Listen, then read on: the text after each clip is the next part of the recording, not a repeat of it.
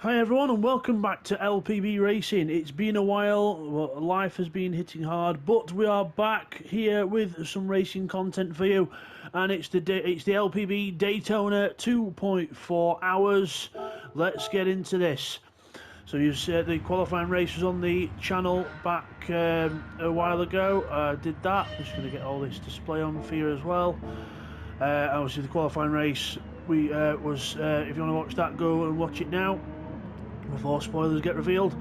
But we did that race, and Neil won, so he gets pole position for that qualifying race. So he's on pole position. Neil in the Toyota. He's in the Toyota TSO 50 in Cadillac colours. You got Hugh in the Peugeot. He's in the Matmut Peugeot colours. You'll see him there in a minute when we get on to the next bit. We're using multi-class here at the Daytona. So yeah, the Multimatic, not Matmut, sorry, the Multimatic car. You got Bidster in the Nissan, the Nismo colours on the American Nismo colours on that Nissan there, the front-wheel drive Nissan. We've got Callum there in the Toyota TSO 30 acting as a Konica Minolta car from IMSA. I think that might be an Acura, I might be mistaken, still brushing up on that.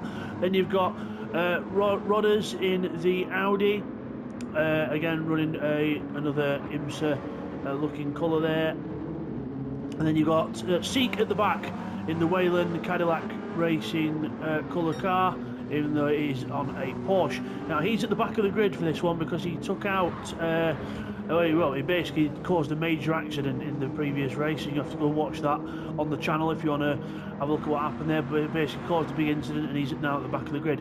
And for GT, we have Tim on pole, and he's a mile ahead of everyone else. I think everyone else has had a problem there or something. So, but anyway, Tim is on pole in the Porsche after winning the qualifying race. Then we've got Cyrex second place after recovering. Not doing a bad recovery in that qualifying race. TY is in the Dodge Viper in 9th, obviously third in class.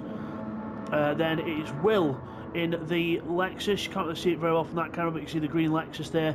The one behind him is the Audi of MGR, the Team MGR in the Audi, and JP at the back of the grid in his, I think that's a Mustang or a Lexus, I'm not quite sure. Let me just have a look.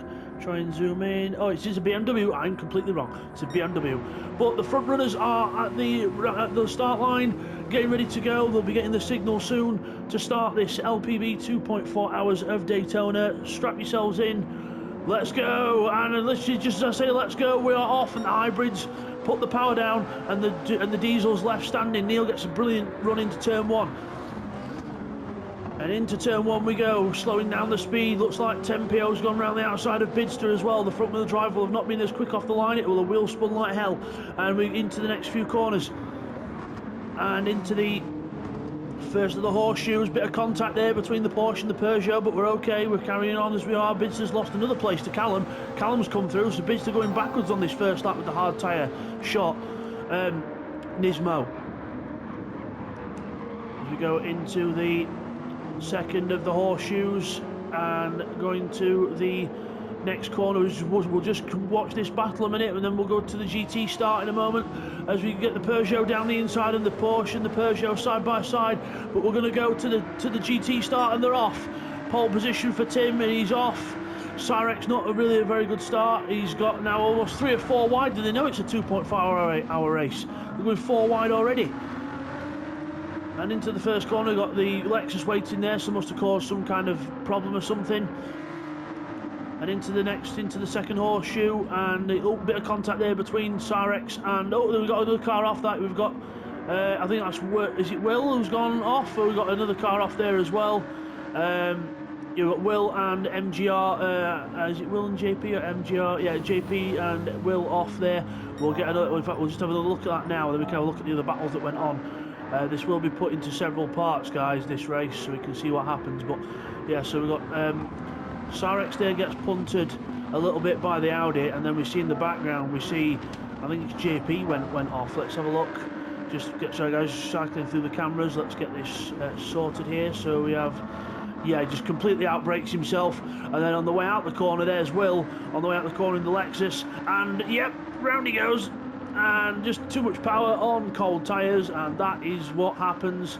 And then he gets reset to punish him even further.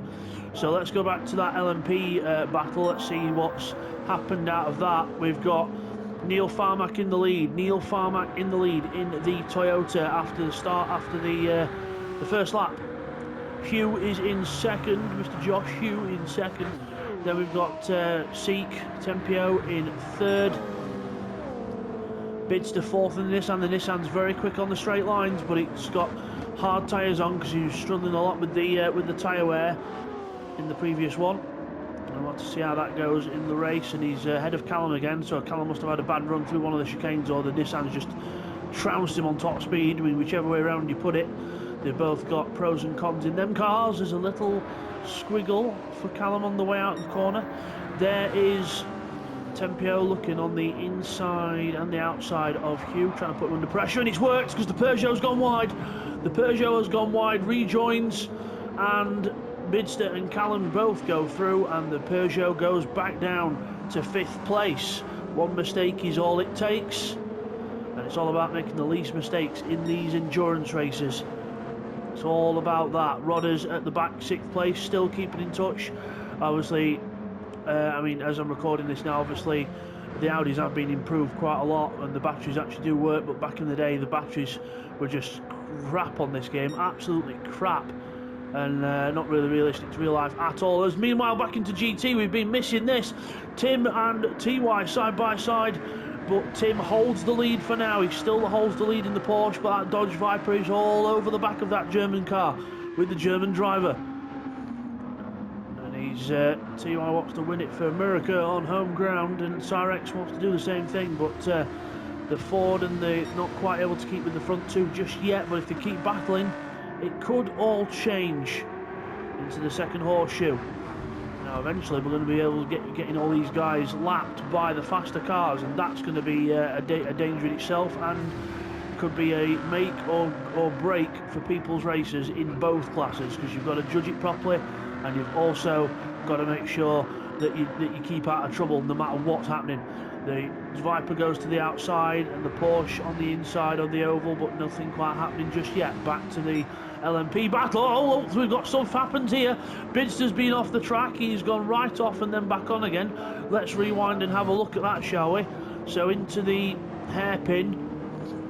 They've caught... Oh, Hugh's actually got past. Let's have a look at how Hugh got past, actually, because it's all changed up there. He's passed Callum on the straight, and I think he's passed Bids into turn 1. So let's have a look.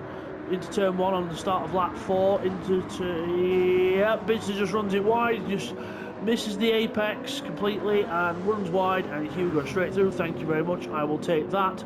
Callum now having a sniff at Bids while he's a bit more vulnerable and watching what Hugh's doing and what he's doing, but looks like Hugh gets away with it, and there's a bit of a squiggle there. Now there's Bids he's looking to go around the outside of the Peugeot, and that was not happening. Not in a month of Sundays was that happening, and Bidster learns the hard way. Luckily the front wheel drive allows him to put his foot down, pull the front of the car around and actually keep it going, but that could have ended a lot worse, and he's lucky to just end up losing the time that he has and not worse. Meanwhile, back in the GT run, we have Tim, TY and now Cyrex catching up in the Ford, all on soft tyres in that GT field, apart from MGR and in fact no, we've got half and half. We've got so half on mediums, half on softs. Now the leaders are catching up to the GTs now. You see there, the seat got held up a little bit. Neil's already got through this, I think. Let's just go back to Neil Farmack. He's already got through past the Lexus. And now, in fact, no, it was Neil trying to get through. Was I going blind? Was it Neil trying to get? Yes, it was Neil trying to get through. Sorry, I thought it was Seek. Beg your pardon. Yes, it was Neil trying to get through on the Lexus and just got held up slightly. And now the rest of them are coming round. While they're coming round, let's go to that GT battle again. And oh, the Viper is in front. The Viper is in front. TY takes the lead in GT. In GTE, he takes the lead. And Tim trying to come back at him, but the Viper's got it for now. The Viper's got it for now. Back to the leaders in the LMP class. Oh, we've got the third place battle actually, and they're trying to get around the traffic now. Remember, with the traffic, LPB rules, you have got to make sure that the GT3 cars get right of way. The LMP cars have got to make their own way past. There is, we do have sort of a blue flag effect, but that's only just to warn you of the approaching cars. It's not like Formula 1 where blue flag means you get out the way now or you'll get fined for not moving or severely punished or blah blah blah. But in LPB it is the multi-class racing. It's blue flags within your own class, but multi-class, if you're lapping a slower class car or a different class car, they have got right of way over the racing line. You have got to get past them. If you're faster, you've got the power to get past. Then there, so that look, see that car, GT car just sits on its racing line as it should. Gets into the corner, and now the LMPs have got to get their own way past. The DP, oh, bit of lag there from the BMW. Oh my God, that's a lot of lag from the BMW, and that spooked Bids a bit. I think he was like, "What the hell's happening to that BMW?" But he's obviously got through, and we've got also Tim is now down to third place in class. The Cyrex Ford GT has gone through into second in class, and now they've got the leaders in LMP up on them as well. There's 3 to pass. Where the hell is Neil going? I thought he was trying to mow the lawn then, and he goes up the inside of both of them. Bit risky to be honest, but they did leave the door open, and then the battle for third in GT resumes. And then you see the LMP car going through there, and Cyrex and Tim hold position for now. And now let's have a look on how they're going to get past TY. TY does leave the door open a tiny bit in case they do want to go down the inside, and yep, they do.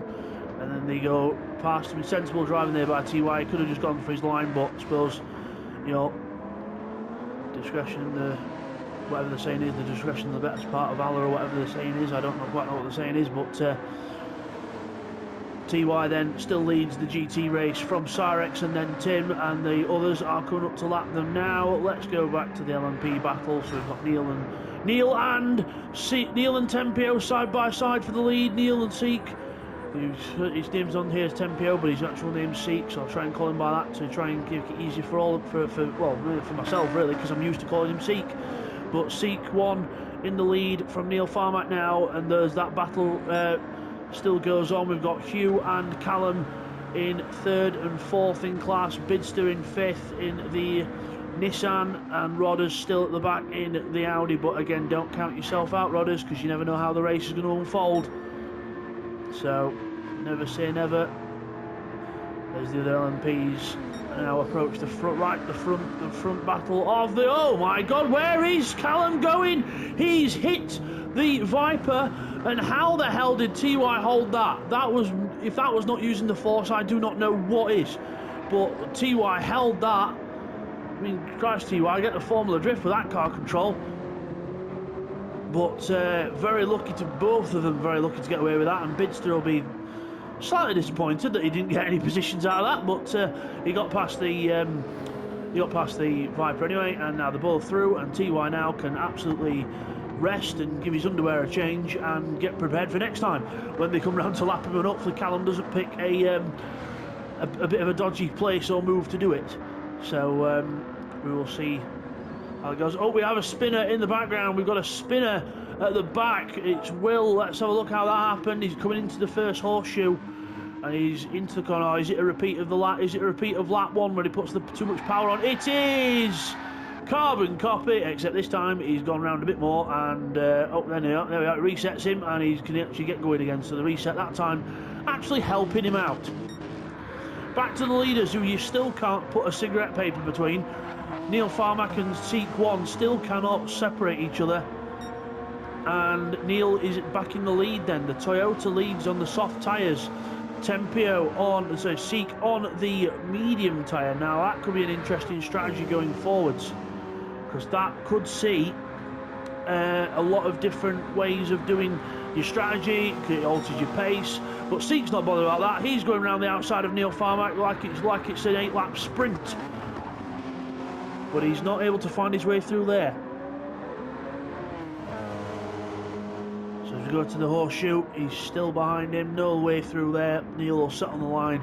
Let's look down at the other positions. Hugh in third, his personal best lap of the race, 33.8 for him. Leaders are doing 33.2s, 33.2, yeah, so about just a bit off the pace, but Callum there in fourth, still Bids in fifth and Rodders sixth. GT still TY in the lead from Cyrex and Tim. So he's actually got a bit more of a, well, I would say the gap stayed the same, but Cyrex is not doing too bad. Rodders is coming up to the back of that group now.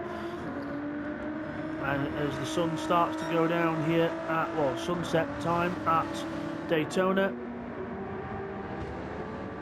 hopefully we see some night running. We'll see how we go with that. I think we might end in the dark. I'm not sure quite how it's going to work out, but there's the blue flags for Rodders. Well, it's the blue flags, but like I said, comes up with blue flags in the GTs. So if I go to that back to the GT pack there, comes up with the back of Tim there, comes up with blue flags, but we are not really listening to that. Within your own class, yes, you just, you know, we're not like F1 where you've got to get out of the way. Basically, just within the next half a lap, you know, try and let them through if you can. Not like immediately get out of the way now or else. But yeah, more of a club racing feel to blue flags, more relaxed. There is MGR and JP. They're actually quite close on track at the minute.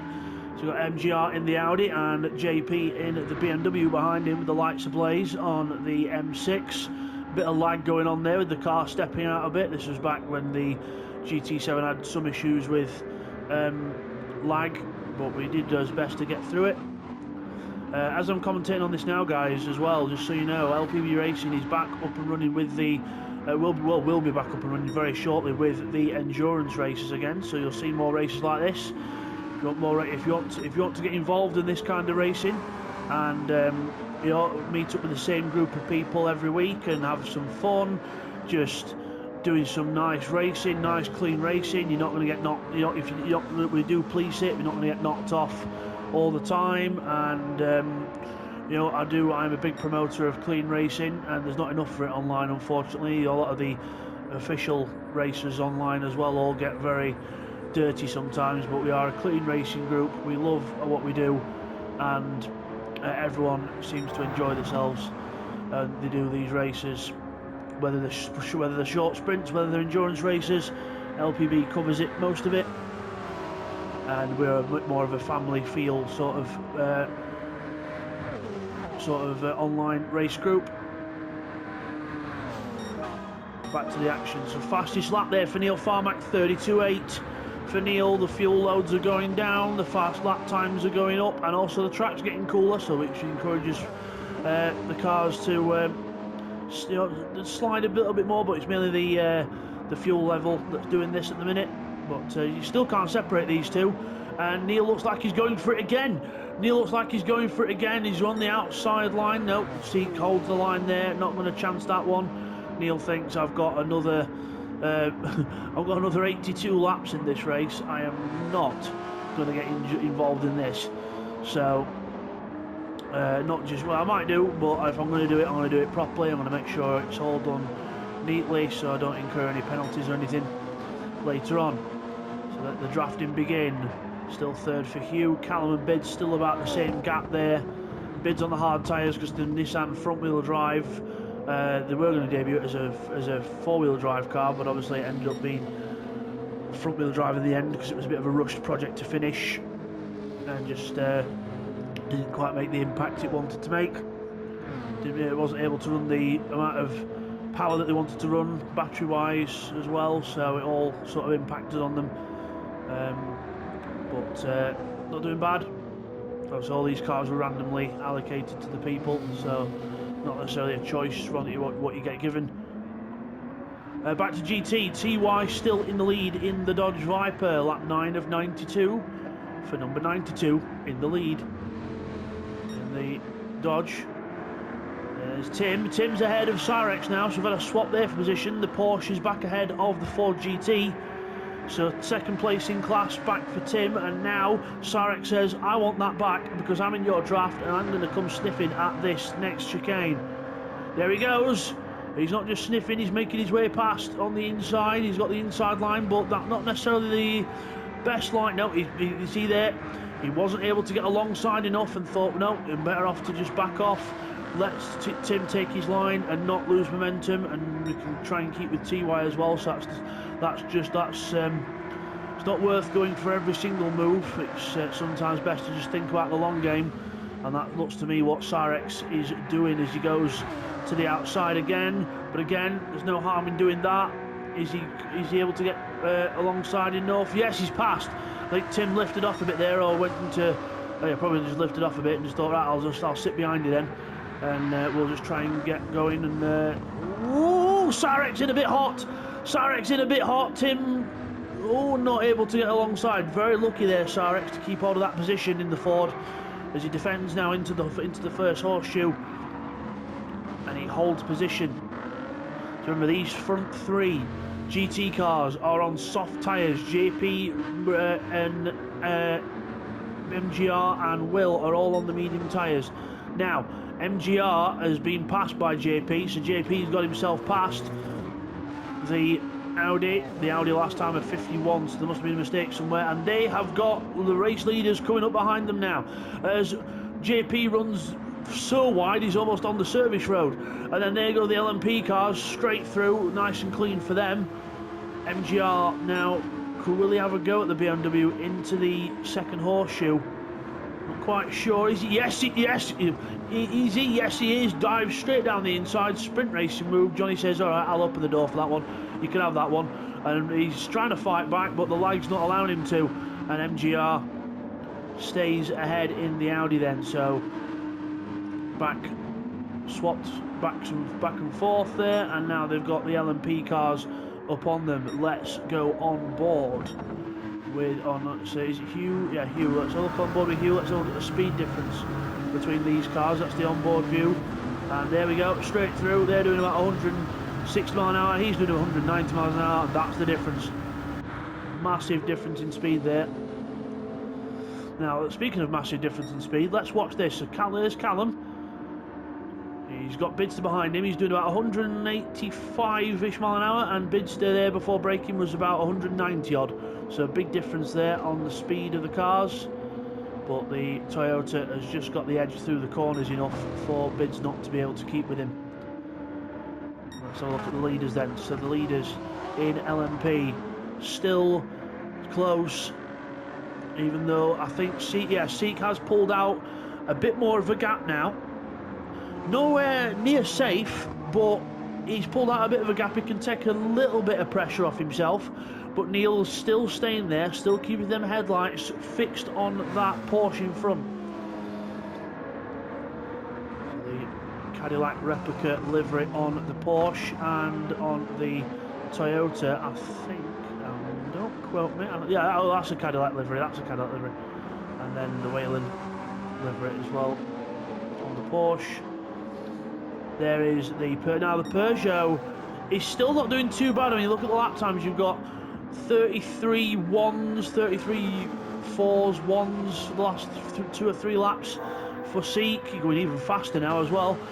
33 sixes for Neil and 33 4 and 5s for the Peugeot. So the Peugeot is starting to catch the Toyota now. That's on medium tyres as well, but it could be because the fuel's going down and Josh is just putting his foot down, or the soft tyres might be starting to go off. Because we're on lap 13, they've done 13 laps, these soft tyres, or the Neil's soft tyres that is, because Seek's still on the mediums, don't forget, so he's on the medium tyres and he's not doing bad there for the medium tyres, and that is that a purple lap for him? It might have been a purple lap, not sure. But they are coming up to some more back markers now, and they are coming up to Tim and Cyrex, who still can't be split. And he goes to the inside to pass the Porsche. The Ford can stick to its line. The GT3 Porsche is a little bit sideways there for both LMPs as they try and get on the power. Seek gets past both of them, and Neil has to wait behind the Ford until he gets a good run into the next corner and gets him. Will Tim have a little go at Cyrex? Nope, he does not. And there we go. Oh, and again there you see Seek gets past TY in the Viper, and now Neil's got to do it on the straight. Just has to have a little tiny lift as he goes on, and then able to go through, and TY jumps straight back up for the draft. I want the draft off that thing, because that thing produces some right downforce. Give me some draft off that thing, and it's gone. So he didn't hang around very long, did he, TY? I know, honestly. Let's see if there's any other battles on track that's worth looking at. We've got Cyrex and Tim, which is always a good battle to keep watch on. Let's just have a little look through. Hold on, we've got a bit of a squirm there into the braking zone. There might have been line growth of the cars on the screen. There is the Peugeot going straight through. Thank you very much. Good night. Oh, JP, there's JP and MGR still together. You still can't separate these two. Still together on track, and Will is starting to close in on these two. He's done 2 decent laps, 147s each. This one's a personal best as well, so he's looking like he's had a few bad laps, but he's looking like he's starting, try not to do the commentator's curse here, trying to be a bit more consistent, and it looks like it's working. So I'll not say it too loud, Will, because I don't want to, I don't want to jinx you, but not doing bad, pal. Got to see if you can just keep it a bit more consistent, and looks like you'll be doing winner chicken dinner. Oh, meanwhile, drama in GT. Tim is off the road. Cyrex now breathes a sigh of relief, and also come here, Mr. Dodge Viper. What happened to Tim? We've got to have a look at this. Not like Tim to make a mistake like this. Into the first horseshoe. We're going towards it now. Onto the brake. Oh, just brake way too late. And yeah, he just runs onto the grass. Thank God there's a service road there, and gets it back under control. But that was, yeah, that could have been a whole lot worse, but it's still not good. He's still lost time to him, but at least he's still got him in sight to a point. There he is, and there's Cyrex. So, could have been worse, but it looks like the soft tyres might be starting to go off a bit more. Obviously, we can see all the different fuel levels and tyres, but remember, everyone can only see their own in the actual race, so we can see what's going to be developing, but the drivers don't necessarily know what's happening with what we can see. So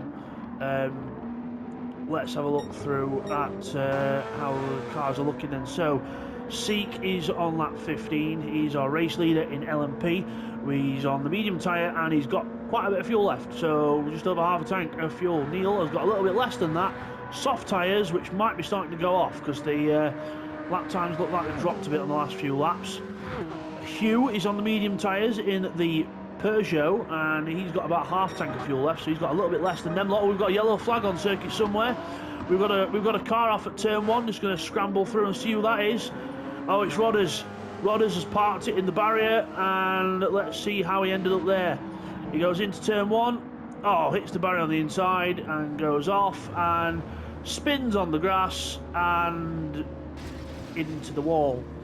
So not good for Rodders, and he's not looking like he's recovering anytime soon. He's just holding the brake on. Don't know quite what the problem could be there. Does he recover? We can always go back to it. Does he recover? No, he just stays there, and oh, there he's disconnecting. That's why he's always had to leave, or something. It's not like Rodders to rage quit or anything, so he's probably asked permission to leave, or something else has happened that's caused that outside of that. So we'll just go back to what was happening there then. So there is Seek 1, there is Neil Farmack starting lap 16. Personal best for Hughes again. Oh, Neil Farmack's back on it now, 32.6. He's let his tyres have a rest. He's gone back in. Callum, the first one into the pits. Callum is the first one to do a pit stop. Obviously, had enough of them rear tyres on the Toyota. Yeah, them rear tyres looking a bit. Now, back when the tyre wear was a bit worse before the recent updates in GT7, yeah, that's not that. Yeah, that no reason, no wonder he were struggling a bit. So, tyres off, tyres on. He's going to put fuel in. He might as well, while he's here, go for a bit of fuel if he wants to, but it's up to him what he wants to do. That relieves Bidster up to 4th place, and we'll have to see how the strategy plans out in that. TY stays on his line, and Bidster will get past him in a moment on the way out of the corner. Now, Callum's gone onto the hard tyres. He's gone straight from the softs onto the hard tyres. Now, that could be good, could be bad. We'll have to see. Oh, it's very different though, because he's squirming the back end out of the corner. on cold hard tyres. Got to get them up, got to get them up to temperature and get them working. But very different from the softs. Extremely different grip levels. If you're new to racing, the hard tyre is a tyre that provides a bit less grip, but it lasts a lot longer. Medium tyre, best of both, and the soft tyre provides quite a bit more grip, but doesn't last as long. So, whoa, as you can see there, Callum, the massive twitch as he goes from the normal tarmac on the bottom to the oval tarmac and the different surfaces there, and it just squirmed like hell. But luckily he held it, but that could have been another heart in mouth moment. Meanwhile, in GT, TY still leads from Sarex in second, only about a second and a bit back, not even that probably. And Tim about another 2 or 3 seconds back in the Porsche in third. So it's still all to play for here. Lap 15 of 92 here at the Daytona, well, LPB Daytona, 2.4 hours. And TY's tyres are looking a bit worse for wear. Those soft tyres are a bit dead, so are Cyrex's and so are Tim's, to be honest, so they are on a bit more of an even playing field with that. The only thing I have spotted, TY has got about a third of a tank left, Cyrex has got a quarter of a tank left, and Tim has got just under a third of a tank left. So that could be a game changer, because the more fuel you use, the more pit stops you'll have to make. Sorry, the more fuel you use, the more pit stops you'll have to make. The less fuel, the less pit stops, but obviously depending on tyres, and it chucks all the balls up in the air, and strategy could be anything, so it depends on what you want to do. Meanwhile, in the background, Will has passed JP and he has passed MGR. Let's rewind that. So we were on lap 15 for them, so let's rewind to see where, let me just go back to see where we were initially. So we're at 27.50. So let's go back and have a look at how we passed him then. Oh, that's how we passed him. It looks like we've got an incident into the chicane. So we've got MGR there, we've got JP behind. MGR gets it wrong into the chicane and then rejoins. JP hits the anchors because he doesn't want to hit him, and the Will just goes, thank you very much, boys. I've got the momentum. You guys do what you want. I know MGR ends up going into the wall. Let's have a look at that. Was that lag induced or was that not? Let's have a look at the whole on board with MGR himself. So we're on the outside view. There is MGR just turning too much, hits the grass. Round goes the back end. He does well to hold it. JP hits the anchors, and then as Will comes through, bit of a touch there, doesn't really affect anything, but then the car just squirms out of control. But Will was trying to keep down to one side, and I don't think he knew where the other cars were going there, so one of them things, I think. But MGR recovers, and he's still kept it pointing the right way, but he's lost a bit of time, but that's nothing. He's still got a long race to go, so he'll still be able to get that back, hopefully. So let's get back to the normal time that we were on, get the camera back to what it was on, and let's resume watching this incredible LPB 2.4 hours of Daytona.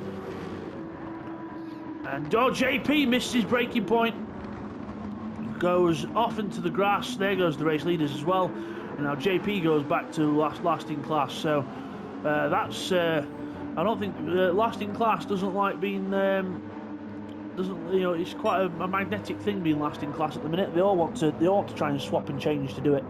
Oh, now Will's off. Just as I was saying that, Will's gone off. Was the contact there? Was the contact going into the next corner then? So there he is. Seat's coming up in the Porsche. Not quite close enough yet. No, Will just goes wide on his own and onto the grass. Onto the grass he goes. And again, doesn't do bad to recover it, and then gets reset right at the end, typical. And then we've got JP behind again. So JP can sniff the second to last place, and he wants that second to last place. Tim into the pits, first of the GT runners to do a pit stop. TY and Sarex go around, Tim is in. Now will Sarex and TY react to that? Because obviously with Tim coming into the pits and getting fresh tyres on, he's going to be a lot quicker when he comes out the pits. Obviously depends on what fuel he puts in, but that we'll have to see if they do react to that. We'll have to see. Quick look in the other classes then. Seek in the lead of the race, 132.7 last time round, 33.0 for Neil, starting to fall back a little bit from Seek 1. Hugh on a 1:33.9 last time, was doing 33.2s and 3s, but little mistake from last time. Bidster 34s for him, 36 on the 2 laps ago, so a few little errors there, slipping in for the Nissan driver. Callum, after his pit stop, obviously, did his pit stop on lap 15, and he's straight back on the pace. 36.4s, not the best pace, but compared to what he was running with Bids, not bad. But he's on that. But he is on the hard tyres now. TY is in the leader of GT. Will he pit this time? We'll have to come back and look at that in a minute. Tim is out the pits now. He's gone for 3/4 of a tank and soft tyres. So obviously now they are gauging what they can do fuel and tyres wise. So obviously they know that the tyres from a full tank start dying after about 16 laps. So he might have put about 16 or 17 laps of fuel in. So we'll have to see what that works out for him. But he's again fueled it slightly short. So we'll see how that pans out. TY goes through, does not pit, neither does Cyrex. So they're both extending their stints. Cyrex getting a bit lower on fuel there. He's now into the last 1/8 of a tank. TY still just over 1/4 left. No one else deciding to pit just yet, so there's a few camera swaps here. Now Neil and Seek still pulling away. Seek still pulling away a bit more. Medium tyres looking good. The soft tyres looking a bit worse for wear on Neil Farmax's car. But still able to put decent lap times in. 33.8 to a 33.6 last time round. Getting closer.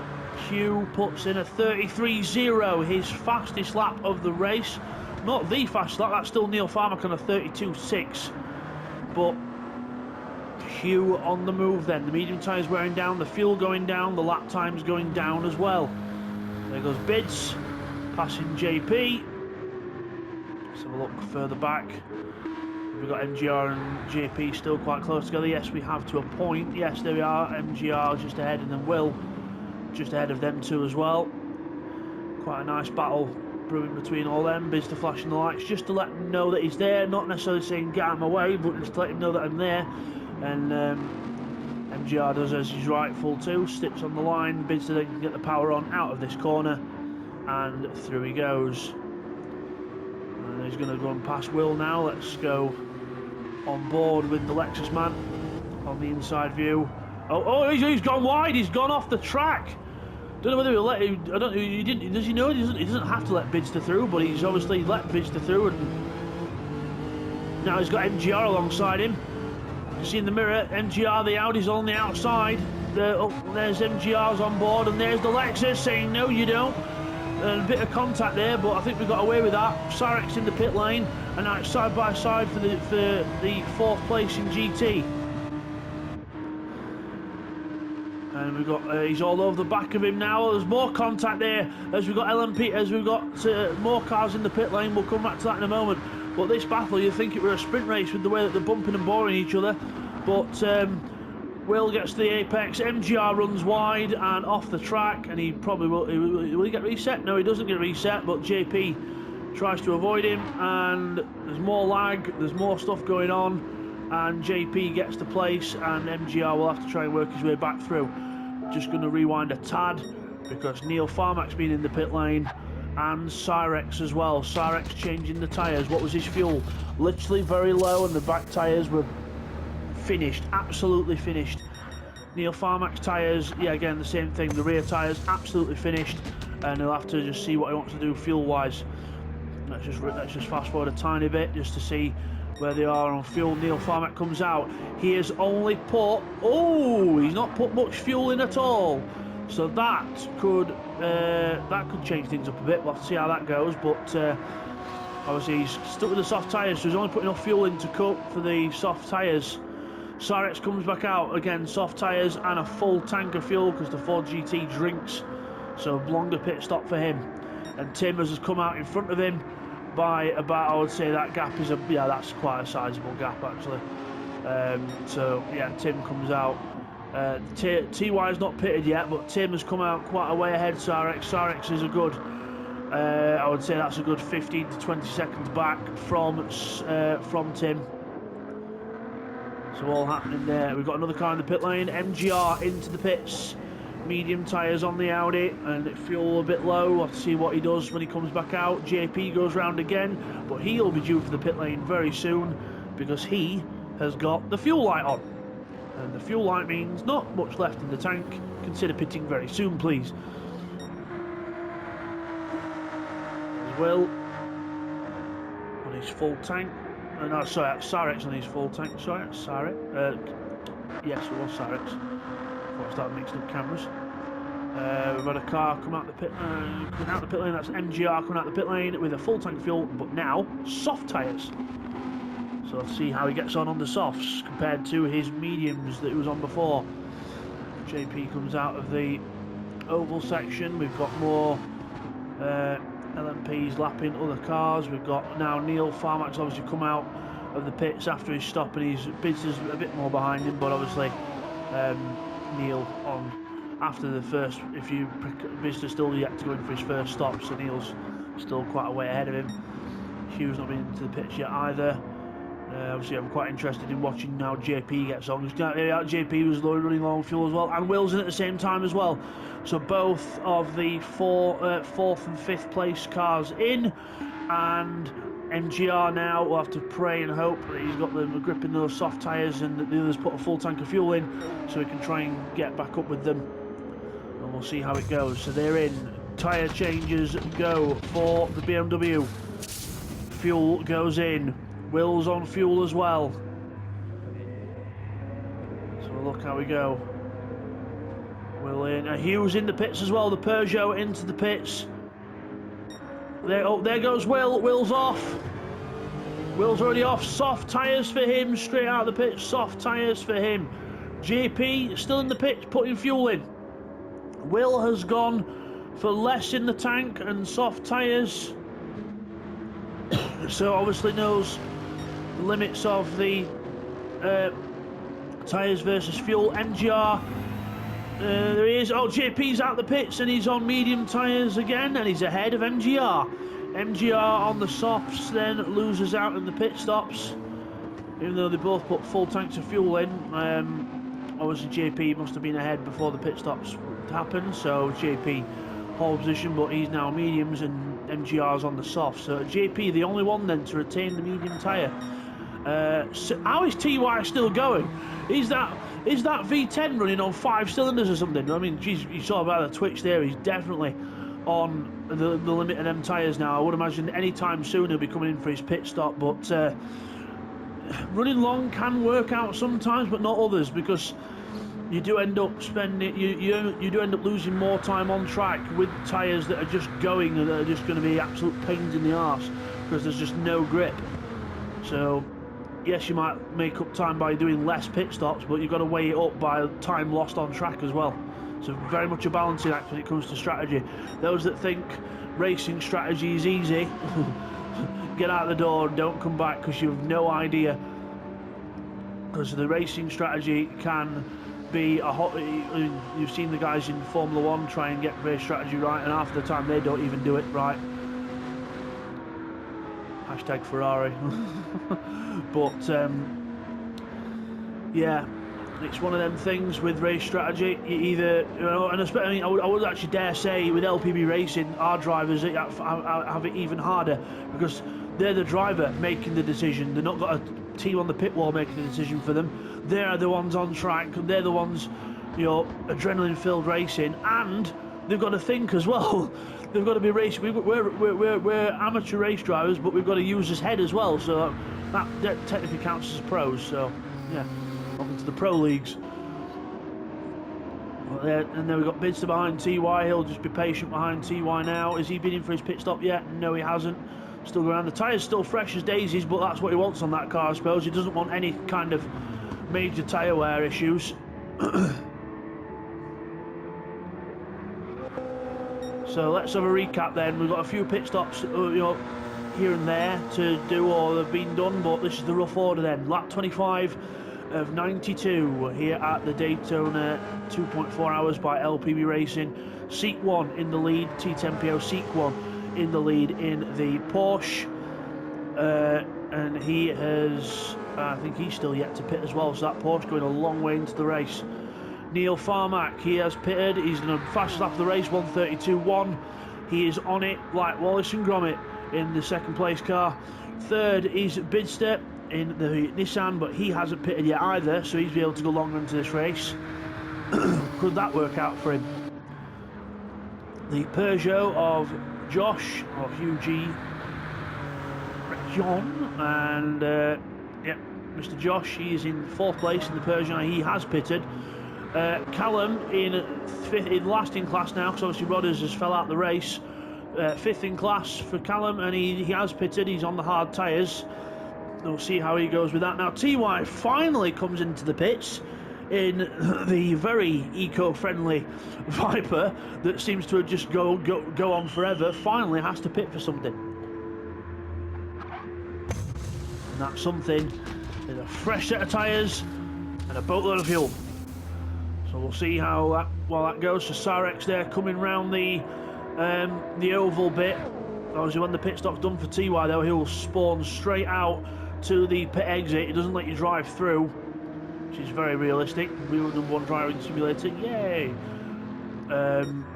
So TY, let's look at TY starting. So I'm really intrigued to see where he's going to come out. Tim has gone past. Tim is gone past by a long shot. Cyrex is coming past there, and where's TY? There's TY out the pits, and he's into the horseshoe, and he's just ahead of Cyrex. So he's on soft tyres again, just ahead of Cyrex. Similar amounts of fuel, but TY's fuel, as we've seen, he can make that last a lot longer than Cyrex. So I don't think he'll be too worried about Cyrex. The main one he'll be worried about is Tim. Because Tim now, I would say that's about a 15-second gap, roughly. He's got a 15-second gap now over TY. And he's now, but the thing is with Tim though, is he's got half a tank of fuel left, and you know, tough tyres are still on the car, but he's got half a tank of fuel left, and he pitted about, I think that's about 7 or 8 laps ago.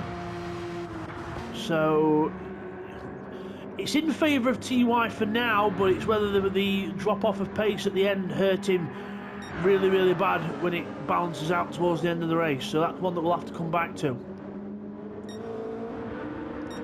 There is Seek 1, still leading, still not pitted yet, and doesn't look like he's going to pit anytime soon, because it looks like he's quite happy there. Now I've said that, he'll pit, we watch. But, no, there he goes. Neil Farmack, still another fast lap of the race, 32.153. Neil pelting these laps in. So obviously Neil now going for an absolute fast strategy, but might mean another pit stop or two, but if you've got the pace, I suppose, why not? Let's do it. So Neil going for out and out pace, and the Porsche just able to go long and just stay there. As so Bidster's still not pitted yet either. So yeah, so GTE then after the first pit stops in GT, we've got Tim in the lead in the Porsche.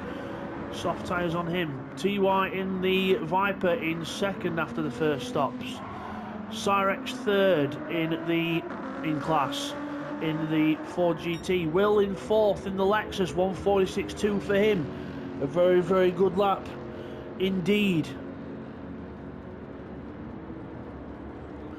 Averaging 47s, averaging 47s, a few up and down laps for him, but he's in 9th. 10th for JP, overall, obviously 5th in class in the BMW. Medium tyres for him, still going somewhat strong. A lot of lag, but obviously he'll not be able to see that, but we can. A lot of stepping lag there. And MGR at the back of the field, but soft tyres on that car. He's got a little bit more pace than he had, but not much more. So we'll have to see if he can squeeze anything out of that car towards the end of towards the coming parts of the race. But still not over until the checkered flag flies. Let's see if we've got any of the battles on track. We've got a couple of cars together on the oval. Let's have a look. Who are they? Sorry guys, just trying to skip through. Oh, it's Bidster and Hugh. Bidster and Hugh. Obviously Bidster's not pitted yet, but Hugh's put in the fast lap of the race, a 31.990. So whatever you can do, Neil, I can do better, says Josh in the Peugeot. And he goes round the outside now on the exit of the Nissan, but the Nissan will probably get the power down here and maybe pull away a bit more.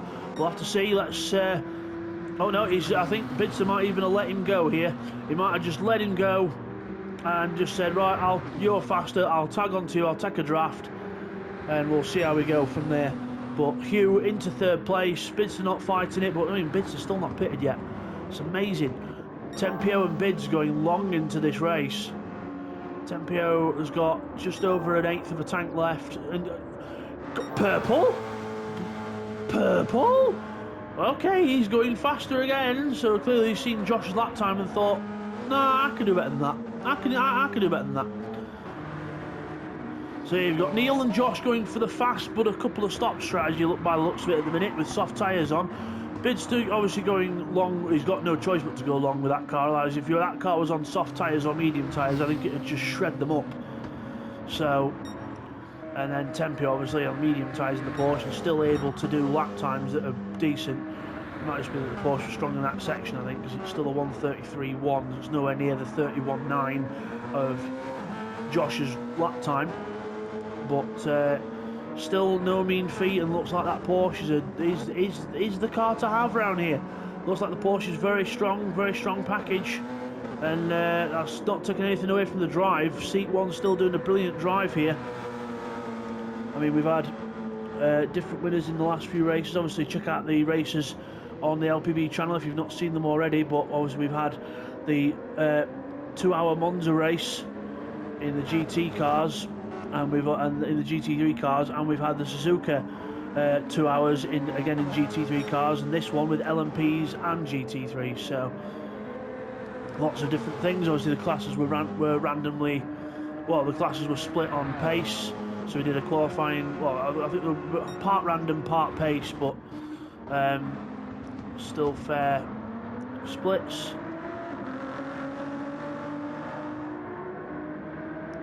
Go, that's the car getting lapped there. That's the, I think that was that Hugh going past? Was it? Yes, it was Hugh going past, and then Bidster the next up to lap the Ford of Cyrex. Obviously, you can see there the difference with the tyres and the pace at the minute, with Hugh just absolutely Mr. Josh pulling away from Bids by quite a margin. Bidster did do his fast lap on that last lap though, the 33.9. Well, that was definitely with the draft help from the Peugeot as he pulls in front of Cyrex there, giving him a little helping hand draft, and round to the chicane, to the Le Mans chicane we go. Now there's a couple of cars close back here. That's Will being lapped by the race leader, Seek 1. Quite a few cars on the oval now as well. Let's jump back to them. There's MGR, and there's the Peugeot going past. And let's have a look back from his car. He's lifting and slowing down. Has he had a problem, or is he just letting... That was strange. I've never seen that before. What has he done there? Did he slow down for the other car as well? Let's have a look. So we've got MGR here. Yeah, there goes Seat going past, so he just gets in the draft of him. Then when the others come past, for some reason he just pulls to the side and slows right down. I do not know why, unless there was a penalty and it's not showing it, but I don't think it would have been a penalty because it's not showing up on the screen, but he just slows right down and lets TY through. I think, so that's why. TY was lapping him within his own class. It eventually clicked, guys. I eventually got there. I do apologise. But yes, it was a blue flag within his own class, so he was letting TY go, and obviously letting the other LMP car go at the same time. So good racing there and good awareness from MGR to do that, and it took me a while to cotton on, but I got there in the end. So we're on lap 30, and it is Seat 1 in the lead. Neil Farmax, let's have a little run through for you guys on lap 30. It is Seat 1 in the lead of the race. In the Porsche, still yet to pit. Neil Farmax second, one pit stop done for him. Third is Hugh, he's done a pit stop and he's running like lightning at the moment. Bidster not pitted yet, in fourth place still, going round in that Nissan. And then Callum in fifth place in overall, and obviously in LMP. On the hard tyres, there is hardly any tyre wear, but the lap times are just not there at all. They're a couple of seconds a lap off the pace, but unless he's looking to go long into the race and not pit, we'll have to see. But yeah, not quite the way he wants his race to go so far, but it could come back to him. You never know what they might pull a rabbit out of the hat. You never know. It is Callum. Tim there on is the leader of the GT3 class. Tim in the lead of GT3. He has done a pit stop. TY has done a pit stop and he's in second place. Starting to catch him a bit now. I think Tim's had a few issues. He had a 51 last time round, so he's had a few issues. TY starting to close in. So TY second in class. Third is Cyrex in the Ford GT. Will is in the Lexus in fourth in class. Fifth in class is the BMW of JP, and we have MGR in the Audi at the back of the field.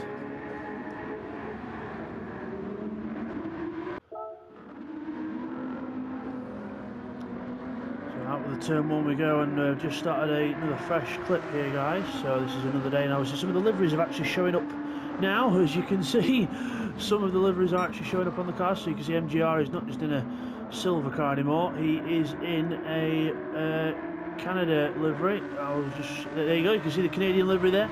So Gran Turismo 7 is a bit funny, sometimes it comes up on different days. And we've got the leader into the pits, so we have Seek into the pits. There's his team getting ready. So low fuel, tyres are about, you know, not too bad actually for the medium tyres, not looking too bad on the wear side. So there he goes into his box. Up we go with the Wayland livery on the car, and fuel goes in. We'll see what his level is next time. So Neil Farmack goes through into the lead of the race, but obviously after the pit stop cycle it might not be. Did he pit on? No, it was a penalty on this lap. So it's there's Neil, and there's Hugh going through. There's Josh going through in the Peugeot. He's still in the pit lane, so still fuel going into that Porsche. So there goes Hugh past the pit exit, so he's now into second place. Obviously, after pit stop cycle out, we'll know what the actual order is. But there's Tempio out the pits, Bidster just behind in the Nissan. He's not far off the pit stop with his fuel level as well on the hard tyre shot Nissan. So obviously front tyres wearing a lot on that thing. So obviously this was quite a while ago, this race. This was easily a good 2 or 3 years ago, this race. Still not got around to doing the replay, so I've not been the most efficient with that at all, but you know, life does get in the way, and now I've got a bit more time to be able to do these things. And again, we'll see how we go with the video side of things. But there is Bidster in fourth, and Tempio out of the pits in third. You can see the 3 lights illuminated on the side. There's the 2 lights on Hugh's car, on Josh's car, and Neil Farmack in the leader will have the little 1 dot on the side of his car to signify that he's in first place. Obviously the camera's not going to show us right now. There, you can just see it there, but you can see it. You'll see it a bit better in a moment when we get a better shot through this corner. There it is, the 1 dot on the side means that Neil Farmack is leading this race currently. So Josh second, Tempio third. Obviously he's just fresh out of the pits though, so expect some good lap times. So stayed on the medium tyres as well, so stayed on the mediums. So obviously if it's not broke, don't fix it kind of attitude, which is, you know, perfect. There's Bids in the Nissan trying to keep with Seek the best he can, but that Nissan obviously front wheel drive. The actual real life car was ended up like that, unfortunately, but it was supposed to be 4-wheel drive. But they ended up not finishing the project properly, and the car was a bit it was basically pretty much an unfinished project. They tried to race it, but then had to race it detuned, and with most of the electric systems not working. We just had a yellow flag there. Has someone gone off? Tempio there, Hugh. I don't know what that yellow flag was for then, but someone must have gone around. Anyway, let's check on the GTs. So we've got Tim in 6th place. TY is second there, but he's just about to put a lap on the BMW of Johnny, I think. There's JP. Yeah, he's TY's right behind him, and eventually gets let through by the BMW driver, and TY goes through in the Viper. Soft tyres on that car, but again, it went very well on fuel last time, so he's not done bad on his tyre wear, to be honest. So TY doing a good job there in the Viper. Tim ahead, obviously he's got a lot less fuel on. his soft tyres are wearing a lot more. It's been longer since he's done a pit stop, so Tim looks like he might be due a pit stop at some point in the white Porsche. And there's TY in the Dodge catching right up to him, and Johnny trying to tag on the back in the BMW. Sarek still third in class in the Ford. He's about 10 or 15 seconds back from them, but he's not doing too bad. Will is 9th overall, 4th in class. Then we've got Johnny in 10th, lagging a bit there, and MGR just getting lapped by the prototype class. I think that is Callum. Yeah, Callum there, just coming past him there in the Toyota, in the Konica Minolta colours. Not doing bad, Callum, in this one on hard tyres. Lap time similar to Bids, just not quite had the overall just for pace really in that car. There's Bids straight past in the Nissan. They've got very good top speed, that Nissan is not as fast as cars. Now Tempio with purple sector times. Could this be on for a fastest lap of the race to try and take it off Hugh, who's just ahead? Again in the pit stop cycle, those two are not. Those two will be close to pit. Neil will be the first one to pit because of the fuel level. See the fuel level there of Neil Farmax Toyota. He laps the fellow Toyota of Callum, and the TSO 50 putting a lap on the TSO 30. I was the LPB BOP at the time. Wasn't too bad. It's a lot better nowadays. It's epic nowadays, but it was still quite close. But obviously there's some gaps in performance. But there's Bidster into the pits with 1 litre of fuel left, so definitely needed to pit that time, otherwise he would have been on the pit limiter going round, because on Gran Turismo it doesn't simulate that you run out of fuel. It basically just puts you at it simulates that you run out of fuel, but it just keeps you at the pit lane like a 50-mile-an-hour speed limit, so until you get round to the pits again. So there's Bids into the box, and tyres going on, obviously front wheel drive with the hard tyres wearing the most at the front. Tried it on the medium tyres, but it was just too twitchy for the back end, so we'll see how that goes. So yeah, so that lap, I was saying Tempio was on Seek was on a purple lap last time. He was on a purple sector but didn't quite get the purple lap, so it was a 32.7, Hugh on a 31.8, so a big difference there for them. Oh, Tim and TY are having a battle. Tim and TY were battling for the lead in GT. I just saw the positions twitch there.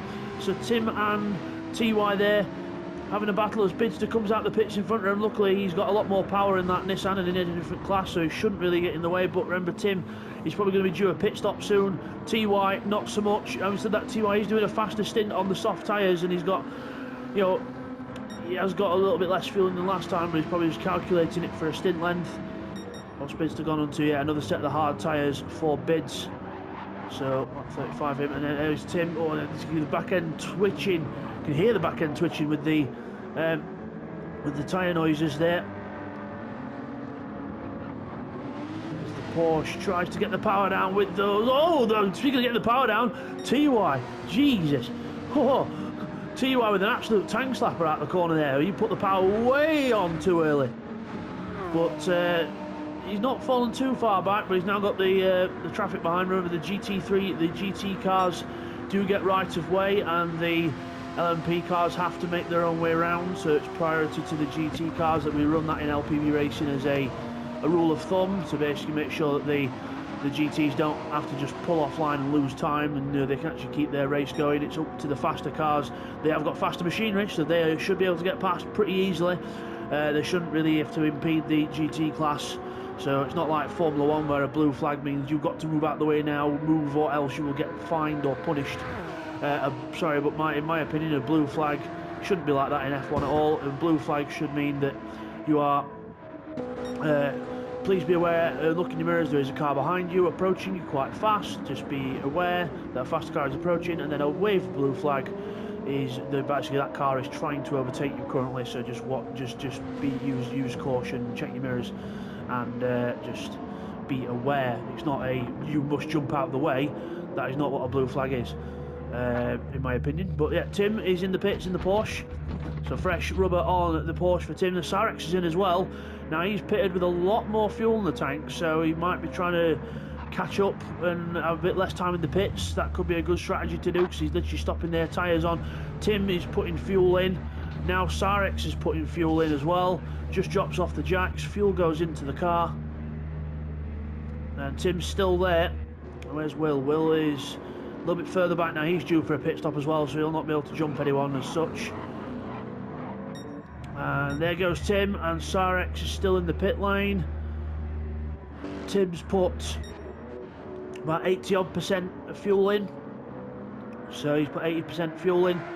Another set of soft tyres. So again, they're now getting to the stage in the race where they are gauging what their cars are capable of doing on fuel versus the tyre wear, and trying to get a good balance, because obviously the fuel is probably outlasting the tyres in the GT class, and the other class it could be the other way around. But a lot of they're finding that the soft tyres, they can run for about, they put 80% of fuel in, 90% of fuel they can run on the soft tyres until they get to a point where they're about dying, and it's the best sort of pace slash strategy balance that you can do. So Sarex in the Ford out the pits then, and soft tyres on his car, soft tyres on Tim, and TY still on softs to do a pit stop at some point. Now Hugh is in the Peugeot, so Tempio goes through back into second place. Again, this is going to be all sort of more balanced out when we get to the end of the race, because we'll be able to see what strategies are working off best when they get to the last couple of stops. As we see there, I think that's the Audi of MGR who's just come out of the pits, I think. Yes, he has just come out of the pits. A set of soft tyres on his car now. Johnny into the pits with some mediums on. He's got a lot of fuel left, so unless he's saying, right, okay, I've had enough of the medium tyres, everyone else is going softs, so let's try it. It might be going soft tyres, we'll have to see, or he could be going for a completely different radical strategy. Could be going hard tyre, we don't know. Will be due to the pits probably this lap, maybe the next lap, if not, because that car is getting a bit low on fuel as the LPB car goes straight through there. There is Hugh at the pits in the Peugeot, and it warps straight to the pit exit. Very good simulation there from GT7, haha, not. I wish it would drive you through the pits properly and do an actual pit stop procedure. It would be much better. If they didn't put as much time into escapes as they would, then they might have room to put in the game to put other stuff in, and actually more other content. But that's just me having a little rant about GT7's lack of content. Anyway, back to the action. Neil Farmack in the lead of the race, due a pit stop probably this next time round. He's just literally going into turn 1 right now. Soft tyres are about ready for changing, and the fuel is, needs more. Tempio's on a good pace here, 32.4 and 32.6 the last 2 laps, and this lap 33.5, so not too bad in the terms of pace. Might have had some traffic on that lap, but pace wise not too bad for the Porsche. Looking good to maybe recover the lead once Neil's pitted, because there's about the length of the infield, or about half the length of the infield between Neil and Seek. So, obviously T-Tempio, I will call him Seek because we know him as Seek in the actual LPB racing. We know him as Seek1, which is his name, but obviously his nickname on here is Tempio, because you can only have the nicknames on. It'd be good if you could just have the usernames on, but it is what it is. But yeah, Neil Farmack there coming towards the chicane in the Toyota. Now let's have a look down the field. We've got any other battles down the field? Got a couple of cars together here. Oh, we've got Tim there with a penalty. Tim's got a penalty to serve, and Sarex is almost right behind him. And we've got also in the middle of that, we've got MGR, JP and MGR, I think, who have been. Is it JP and MGR? Or is it someone else? So I was just trying to scan through and have a look. Oh, it's I think it's JP. I'm not sure, but yeah, Tim served his penalty now, and yeah, penalty serve for the track limits. There's JP about to get lapped. Tim right behind him. So the BMW should just hopefully move to one side, let the Porsche go. Because it's blue flag situation. Not trying to, again, doesn't have to hop out of the way, just be careful, beware in your mirrors, the leaders are coming through. Just try and be nice if you can, respectful. But see how we go. Yeah, Will's into the pits with 0 left, so they almost had to push, they'll probably have to push the car down the pit lane. But yeah, Tim there in second place still. TY still in the leader class on some margin as well. He's got a good just over half a lap on the rest of the GT field. There goes one of the LMP cars passing the Cyrex and JP back, well, not back because JP's been lapped, but JP took behind these cars. JP, what tyres did you go for? Mediums again. So went for another set of mediums on the BMW. And now he's trying to get in the, well, he's trying to stick with the Ford, get in the draft, save a bit of fuel. No, he's going for the move again. He shouldn't really be going for the overtake again once he's been lapped, but we'll see. But you can only overtake if you know that you can pull ahead, and if you can't pull ahead, really, that's going to be sort of impeding the other car. But we'll see how we go. Will then still put in the pits, putting a lot of fuel in that car, run the tank literally to dry as anything, and now filling it back up in the pit lane. Whereas JP just coming around the corner now. So yeah, Will be in front, full set of fuel, some soft tyres, and good for another stint. Neil Farmack, the race leader, comes into the pits, which means Tempio will probably take the lead once he comes round, because Neil's not in his box yet, and Tempio is just coming around the last corner. He's on the map at the top right corner, just coming out of the last big corner now towards the start-finish line where the little pit is. So I think once Neil gets in his box, there he is, seat 1 on track, goes through into the lead, and Neil Farmack in the box.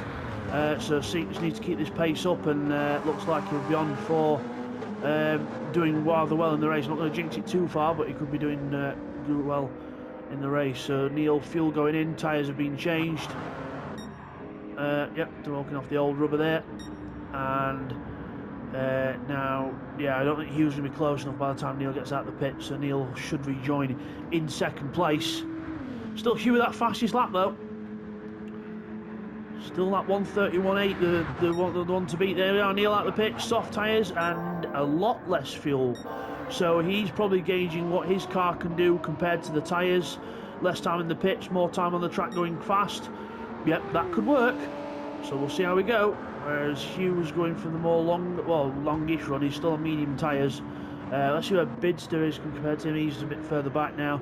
He's just about to put a lap on Will in the GT class. Comes right up behind for the draft. A bit more speed in the car, goes through, and you see the Nissan reaches 200 mph once it gets to the line. One of the fastest cars in the straight line, but not as quick. Obviously in the acceleration zones, with it being front wheel drive, and it tends to burn up the tyres a bit. Just how it goes, and obviously look at the draw, because we all drew, obviously everyone was drawn cars for this, so it was, you can't just pick the fastest ones, you get it drawn, and over the season you get drawn different cars depending on what we do. But yeah, there goes Bids. Tempio out the chicane, a little bit of lag stutter, because obviously this was about 3 years ago when GT7 had a few server issues, and things got a bit jolty, let's say. So there's Neil Farmack. So there's Seek in the traffic, just passing Cyrex on the inside. Now Cyrex and Tim are still quite close together. Cyrex and Tim there, you can see them both on track there, about maybe a couple of seconds apart maybe. Let's go on board with the Ford and have a look at night time at Daytona from the inside of the Cyrex Ford GT into the second horseshoe at the far end of the track. A little bit twitchy there on the as we use the curb. See the blue illumination strip of the Ford GT. Quite enjoyed watching them back in the day when they used to run them. TY in the pits then for the GT leader is in the pits. So there's Cyrex, personal best that time round through the sector, drafting up, trying to draft up to Tim, trying to get close, but not able to get close enough just yet. He's still in the draft. What's Tim doing before braking? 163-ish and 169 for the Ford GT. Definitely in the draft.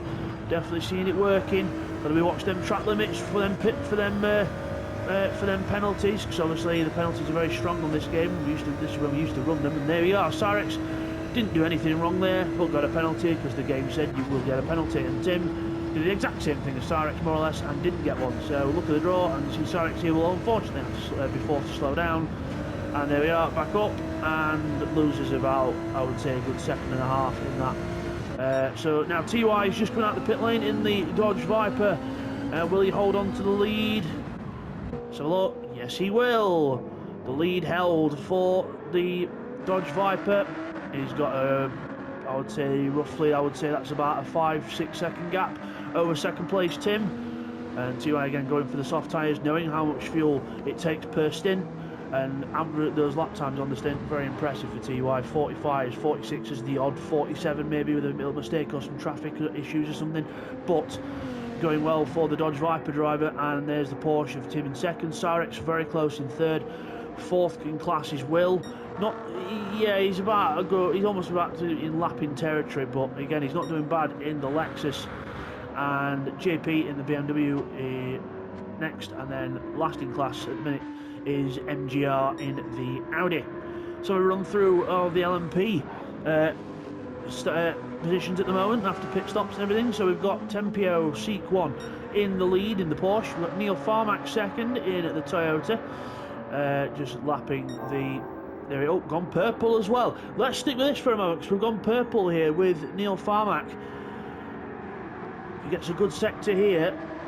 Might be on for a good lap, and that's a clean chicane for Neil Farmack. Gets clear of the Porsche on the way out as well, but he's 8/10ths down on that sector. So that second sector was very good, but the third sector wasn't quite as good, and the fourth will be I think it's how many sectors? There was 1, 2, 3, 4, 5. It's into 5 sectors, beg your pardon. So that was one of the sectors was purple. But still not a bad lap from Neil Farmack, a 1:33.1, just keeping on pace with what he's doing. And into turn 1 and out of it, very clean stuff from Neil of the Farmack. There's Josh in third, Hugh G. Rection. Yes, very, very clever play on words there for our more mature audience. But yes, Josh, I call him, is what he's known as.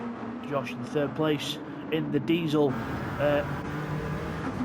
Peugeot, and there's the sound. It doesn't actually sound too bad for a Peugeot, to be honest, or for a diesel, shall I say. Some Peugeots do sound good, sorry, but for a diesel actually sounds pretty good. This is not electric, so you can actually hear this engine. Because electric ones, I'm not a big fan of them.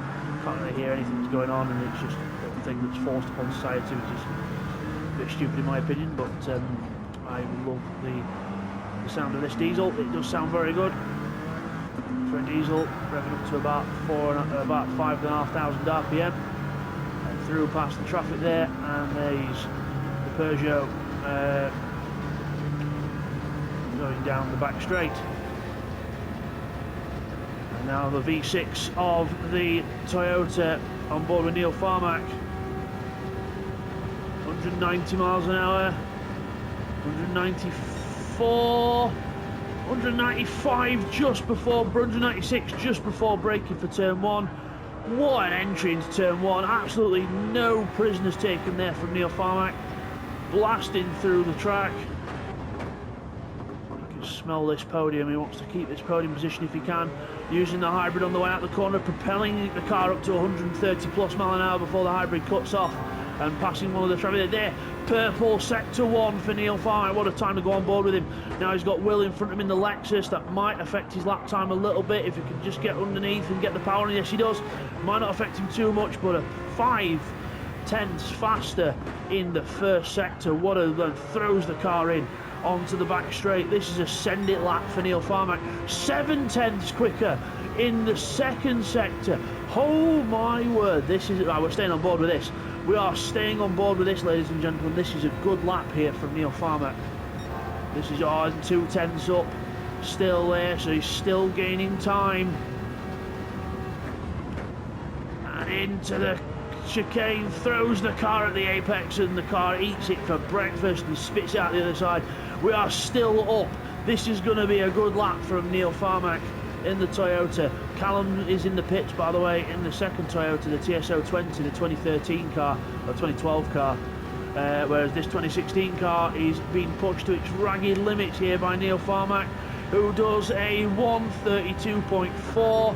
So clearly the first sector then is the strong point for the hybrids, and then obviously the diesel of Josh has the pace and the speed on the top bits, but obviously up to the, as you saw in the sectors there, up to the Le Mans chicane, which is the chicane on the middle of the oval to separate it up.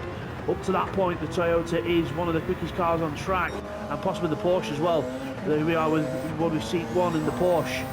Yeah, there you see, still a 10th up there.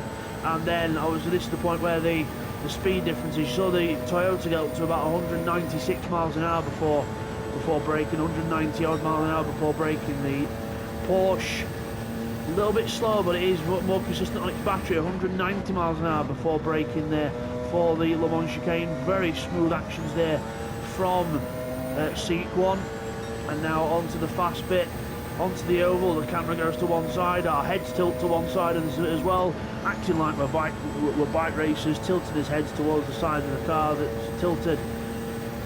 And onto the straight we are, 190 miles an hour. Oh, we're approaching roughly the same speed as what the Toyota does, 194, 95, 96, 191 mile an hour quicker, 197 miles an hour there for the Porsche. Into turn 1, and again sends it out. The hybrid, you can see the hybrid's constantly charged in the Porsche. It charges it on the straights as well as in the braking points. So it has a very small trickle charge on the straights, which does help put that little bit more battery in it, and it just helps it just keep there, and it just whizzes itself up to 160 miles an hour in an instant. Now let's go on board with Hugh again. We'll see the top speed difference now going down towards turn 1.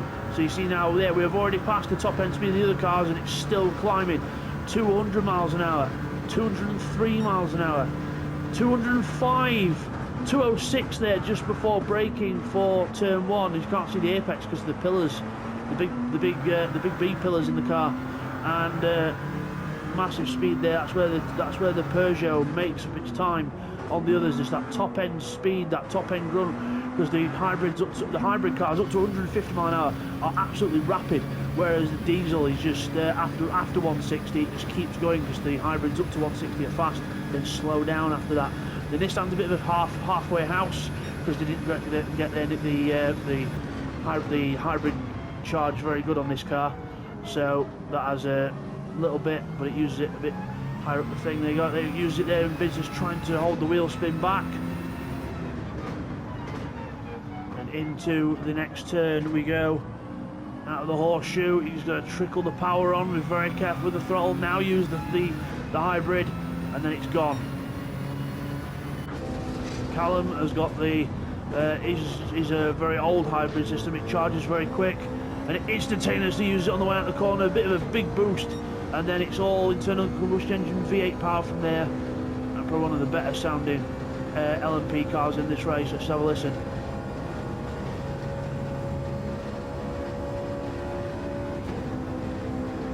Beautiful noise there from the TS030, and braking into TS020, sorry, TS020 or TS030, can't quite remember either one of them. He's got a blue flag, so he might be having one of the leaders come up on him. Is it?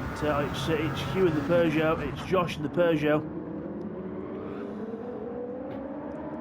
So lap 48 of 92, the leader is, leads on 48 of 92 through the chicane. Neat as anything.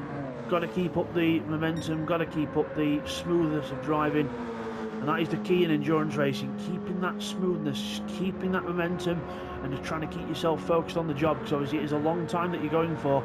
This race is based on at least a good 2 hours, so you've got to keep yourself focused for all that time. And we've got traffic up ahead now. Oh, he just gets blocked into turn 1. Oh, we've got a spinner ahead trying to cycle through and see who it is. It's MGR spun round. Let's have a quick look what happened to him there. Oh, he just went too hot into the corner on the grass, and then just loses the back end as he comes round, and now he's got to wait facing forward. There's the onboard facing forward with him. He's got to wait for all these other cars. There goes Will, there goes the Porsche, there goes the Beamer, and then he gets the car, turn round best he can. Not again, these cars aren't designed for 3-point turns, and rejoins the track, and off he goes. But time lost there for MGR in his quest of trying to catch up to JP, but he's another lap down compared to JP, so he's not had the best race, MGR, in this one, but still keeping going because it's points all the way down. So you get points just for finishing, which is, I'm a big believer in that.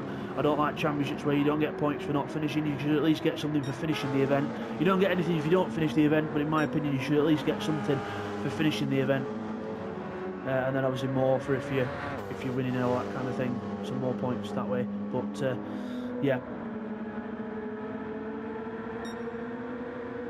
a look. So there. Oh, we've got some damage on Neil's car. Has he been in contact with something?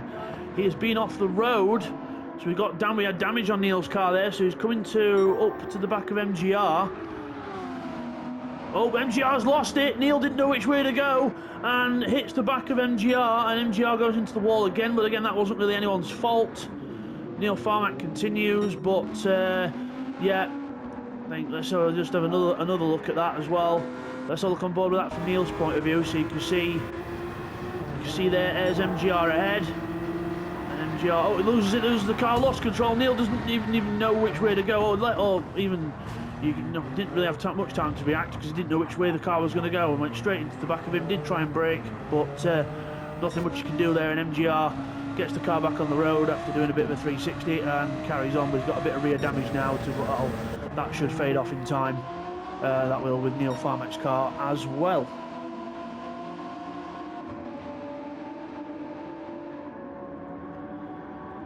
So let's have a look at some of the other cars in the race then. So we've got Hugh there. Lap time's not too bad at the moment. Let's have a look at lap time, see what the current pace people are on. We've got Tempio on a 33.9 last time round. He's just about to cross the lines. Let's see what he does this time round. 33.9 last time, and this time a 34, so a bit of a slightly slower lap. We're just having a couple laps with traffic getting in the way and a few of the bits. We've got the battle there. We've got Tim and Sarex having a battle there for second place in class, of which Sarex goes through on the outside. Let's have a quick rewind of that, see who was in front first. It was Tim, so Tim lost out to Sarex there, so coming down towards turn 1 then, Tim is ahead. And brakes for the corner. A little bit late, goes in a bit deep. That's all the invitation Sarex needs, and a bit of a twitch there as well. Sarex gets the power on in the Ford. Now it's a drag race up to the next corner. But then Tim gets on the grass a little bit there as well, loses a bit of traction, and round the outside goes Sarex and takes second place in class. Meanwhile, seat behind, just about to lap these two, just going to go through on the outside. There he goes. Sarex sees him, gives him a bit of space, and all good in the hood. Sarex Tim having a little dive down the inside, didn't like being overtaken, but obviously made that little mistake as Sarex went through, but he's keeping the pressure on the Ford driver now. Sarex in the Ford, Tim in the Porsche there.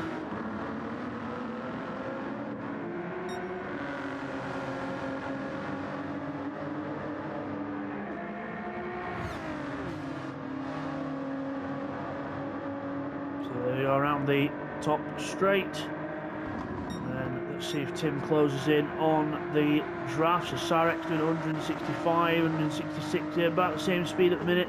So it looks like the Ford's got slightly better legs on the top side speed kind of things, but the Porsche a lot quicker through the chicane.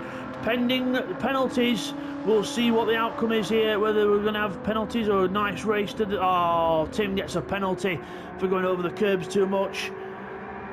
Again, the stupid penalties that I'm glad we've turned off now in LPB, but back then we used to have them on, and I don't know why. Stupid idea for having them on, but there we are. Because of that penalty, now we've lost the chance of having a nice fight between Sarex and Tim. But let's see if Tim can keep with the Ford. And they're on similar pit stop strategies. Sarex using a bit more fuel than Tim at the moment, but tyre wear looks about the same. So tyre wear is good, just that the Ford is a bit thirstier than the Porsche behind. There's Will, still plodding along in the Lexus, and JP now isn't too far behind the Lexus. They're both on the same lap, so I think this is a race for position. So there's Will in the green Lexus there, the BMW with Johnny just behind. Medium tyres on Johnny's car, so I do think if Johnny did put some softs on, he might be able to get a bit further up, but we'll see.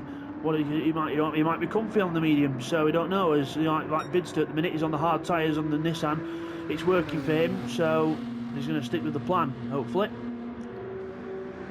Let's go back to that little battle then. So there's Tim, who's getting blue flags, so someone approaching the back of him. Let's go on board with the Porsche. Looking back, he's one of the leaders. It's think that's Neil Farmack in the Toyota. Yes, it is. It's Neil Farmack in the Toyota. And there goes Neil to the outside. Round he goes. Lag, because of the how it was back then with GT7. It was a very laggy game back about 2 or 3 years ago. And there he goes. Let's see if it was right. Was it Neil? Yes, it was. It was Neil Farmack going through there in the Toyota. Similar fuel, similar. Obviously, Neil's on softer tyres, but Tempio or Seat 1 on medium tyres, but fuel load similar. But I think it's just that Porsche's battery is just so much superior. He can just put the car where he wants it. He can use the hybrid out of every corner. And to be honest with you, he's been quite consistent with pace as Seat 1, so he's done some good driving as well. So Hugh's still third. He's on the same lap, but he's about, I would say that's about a good 15 to 20 second gap from the car in front.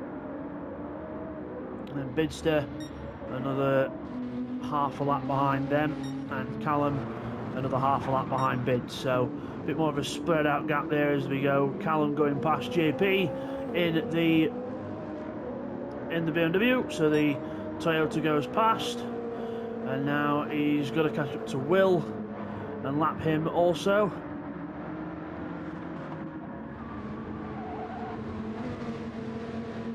As out the chicane is the class leader in GT, TY. The Viper, I thought the Viper would be one of the more thirstier cars on fuel. Obviously with it having a massive fat V10 in the front. You think, yep, that's going to drink a lot, that's got a lot of cylinders to feed, that is going to use a lot of fuel. It actually doesn't. In this game, it's not really a thirsty car if you drive it right. As you'll see with TY, when we go out there, if we stay with him for a bit, watch his gear changing. Just change gear a few RPM lower, and you can get this Dodge doing what it does best. So there you go, and he's just changing gear about halfway up the rev range there with the bar. So you see most of the cars will fill that bar right out, that bar in the centre where the speedway is just above that. You'll see the red come up there. There, he just changes gear a little bit earlier, just so it can keep pulling and it's not using as much fuel at the top end. Whereas cars like Tim's Porsche, he's got to see how it goes to the blue, it starts flashing. The Porsche, you've really got to rev the car out to get the performance out of it, so therefore it uses a bit more fuel. Whereas on this game, they've got the American engines, you only have to rev up probably about, you can take it to about within 500 RPM of the top rev range, or 1000 RPM of the top rev range, and change a bit earlier. That 1000 or so before, and it can save that little bit more fuel, but the torque of the engine just pulls the car along. Whereas nowadays we've got much more of a much more efficient BOP system within LPB racing, and the racing is a lot tighter and a lot closer as a result of it. So more videos hopefully to come on that in the near future. There's Sarex out the pits then in the Ford, and there goes Bidster past in the Nissan. So different categories. Sorry, let's give a little flash to Bid, say hello. I know we're not racing each other, but hello, how are you doing? So soft tyres again for the Ford, and now Tim, he's still going around. Now will he pit this lap to respond to Sarex? Or will he keep going and just try and use all that fuel and keep going with the lighter car?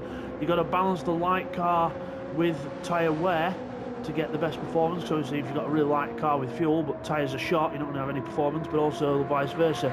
If you've got tyres that are still decent but you've still got a bit of fuel, could weigh you down a bit. So it's just that balancing act. So all endurance racing is really, it's a massive balancing act until towards the end of the race to try and get the best out of your package. Your endurance wise, performance wise, speed wise, efficiency wise, everything.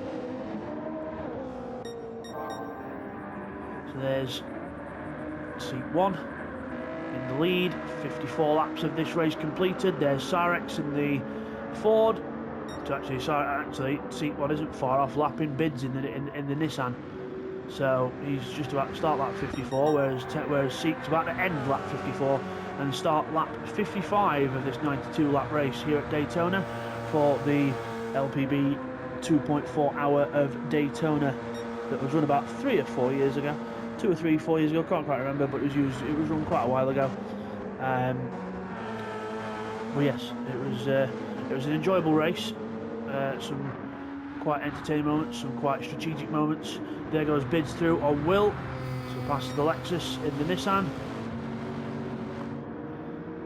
And Bids still on the hard tyres, fuel lasting quite a while. So the one thing with Bids he might be able to do here is it's lasting quite a long time on fuel, this car, so he might be able to go with probably half the pit stops of everyone else, which might actually be beneficial to him.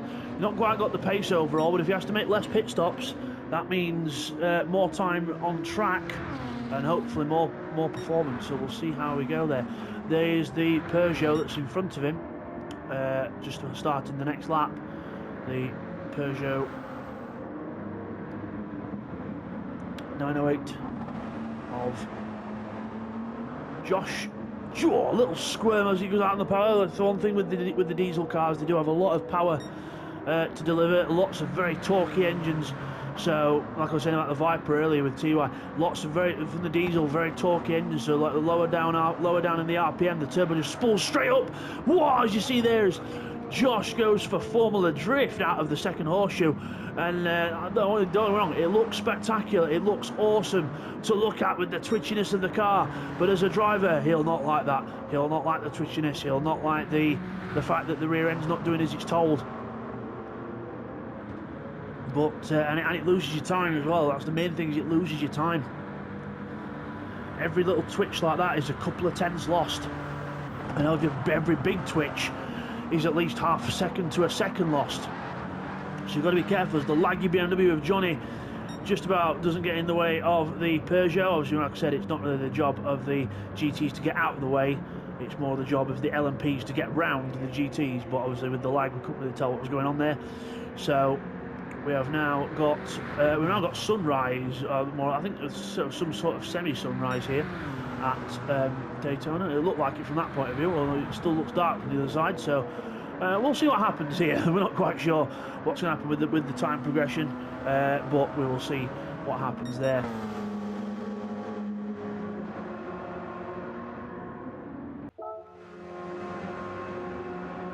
Okay, sorry for the janky movement there. We are on another clip that I'm doing, so I'm recording these in separate sessions, so can't make my voice last that long over a 2 hour and almost a 2.5 hour race. So but yes, we have Seek 1 in the lead. Oh, we've got a pit lane caller. We have Tim in the pits in the Porsche. So he was battling with Sarex a while ago, but obviously the pit lane, the pit stop differences mean that the cars are being separated a little bit, but this could mean now that they're going closer. Sarex has just come out of the Le Mans chicane onto the sort of back part of the circuit, going round to the start finish line. Tim is in the pits. He's just had new tyres fitted, and now the fuel's going in. See the fuel at the front of the Porsche there, the fuel tank on the Porsche RSR at the front of the car. Sarex is just coming over the line now. This could be quite a close rejoin here, because it just warps Tim's car to the exit once he gets done. He's still filling up. Sarex is just coming towards the pit exit now. Tim's still stood there, so Sarex is going to take this position, I think. Yeah, there he is, and there's Tim in the background, just coming out of shot there. So just out of the pit lane goes Tim, and obviously we have come to daytime now. Obviously the Daytona 2.4 hours, the LPB Racing Daytona 2.4 hours, a replication of the Daytona 24 hours. So we're trying to get 24 hours of time within the race. We've done the nighttime stint, and we're back in the daytime now as the WeatherTech Porsche goes round the second horseshoe. And obviously you see it's a separate recording session because the liveries have decided to show up, with GT7 being weird and not showing the liveries all the time. So Tim's livery getting shown today, and I think most of the others are being shown today as well. So you get to see all the cars how they're supposed to look. You've got the Wayland Porsche there from Seek. You've got Neil in the sort of Cadillac colours on the Toyota, and then you've got Hugh, Josh with the Multimatic Peugeot colours, or Multimatic colours on the Peugeot, the very dark brown maroon colour on that car. He's due a pit stop. He'll be in this lap probably because now the fuel's going. Bidster in the Nissan, just running the old Nissan colours on his car. Again, I don't think some of his sponsors are showing up, but could be how it is today. Then we've got Callum in the Konica Minolta car there with the Toyota, and then you've got GT Class TY in his Dodge. He's looking very Dodge-like colours there. We've got Cyrex as the sun comes blaring up there. We've got the sun in people's eyes now.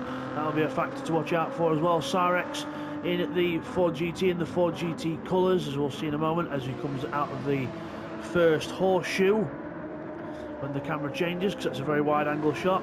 There it is. There is the Ford in the Ford racing colours, and then you've got the Lexus just there up ahead of Will. We've got Tim in the WeatherTech Porsche. We've seen that one recently. There it is, the WeatherTech Porsche. He's not too far behind Cyrex, and the fuel difference, he's got a bit more fuel in Tim than Cyrex, so we'll see how that balances out. Will just being lapped there by his fellow classmate in the Lexus, and then you've got JP in the BMW, actually showing these colours, the black colours of the modal BMW, and then you've got MGR running the Canadian colours on the Audi, just being lapped there by one of the LMP cars. There is the Canadian colours on MGR's Audi. So Tim and Cyrex then, probably the closest battle on track at the moment, still very close on track. You've got Cyrex there just going into Le Mans chicane, and there is Tim just approaching Le Mans chicane as well. We'll try and get a camera angle where we can see the gap. We've got blue flags there. I think one of the I was going to say hypercars, then one of the LPB prototype cars about to come past, I think. Yep, there we are. We've got Callum coming up in the Toyota TS020 in the draft, pulls out, and away he goes past the Ford of Cyrex, and there's Tim in the Porsche. Let's go on board with the Porsche driver. There he is. You can see Cyrex ahead of that little speck in the distance. That is Cyrex, or Will, I think. Might even be, yeah, I think it might be Will. I think, yeah, it's Will. Cyrex is just in front of him. So he's going to turn one, throw the car into turn one. Fresh tyres on that Porsche now, so should be handling quite well as the sun comes up here at Daytona in the LPB 2.4 hours of Daytona. All the flags there on the outside there of the horseshoe, taking the line on the way out. You can go across that white line on the way out and go towards that curb. You can use that curb. I thought we always use in LPB racing, we like to use the lines that they use in real life. So if you use that bit of the track, that's what we'll use. Obviously with penalties off, that is. Obviously with penalties on at the minute, we have to be a bit careful, but the penalties were on. Obviously these were done about 3 years ago, maybe 4 years ago even, these races. So they've been there for a while. Just not had time in my personal life to record them, and now we have time. Still on board with Tim. Let's go back to the outside view and let's have a look what else we got happening on track. Then we've got Neil Farmack just lapping TY there in the Dodge Viper. There's Neil. He'll do a pit stop soon, and so will Seek as well. They're still not too far apart, these two, to be honest. We've got we've got Seek there just onto the oval, and then Neil one corner away from the oval. Oh, I think we've had a spin from the Dodge Viper of TY. What happened there? Let's have a look. So let's just rewind and have a look. So he's obviously just been lapped by Neil Farmack. Just been lapped by Neil. So he's going into the second horseshoe. Oh, he just runs way too wide onto the grass, has a moment, and round we go. And then thank God it's Gran Turismo 7 and damage is not a factor, because that would have been at the end of his race if that was real life. That would have been both ends of the cars destroyed and TY having a nice walk back to the pit lane. But with this being GT7, we're all right. We got a bit of damage. He's got a bit of front damage to carry around for a tiny little bit, which will disappear in about another 30 seconds to a minute, and then he'll be back up to normal speed. But yeah, slightly out of character there for TY, but if you look at his lap times, he has been very consistent. I mean, lap 43 and up, you see on the right-hand side of your screen, we've got 45s, the odd little 47, might have just had a bit of traffic there, a little error, 46s, 47, and then the 59 last time round, so a couple of errors coming in there for TY maybe, but yeah, we had a couple of errors in a couple of laps by the looks of it, but again, we're only human.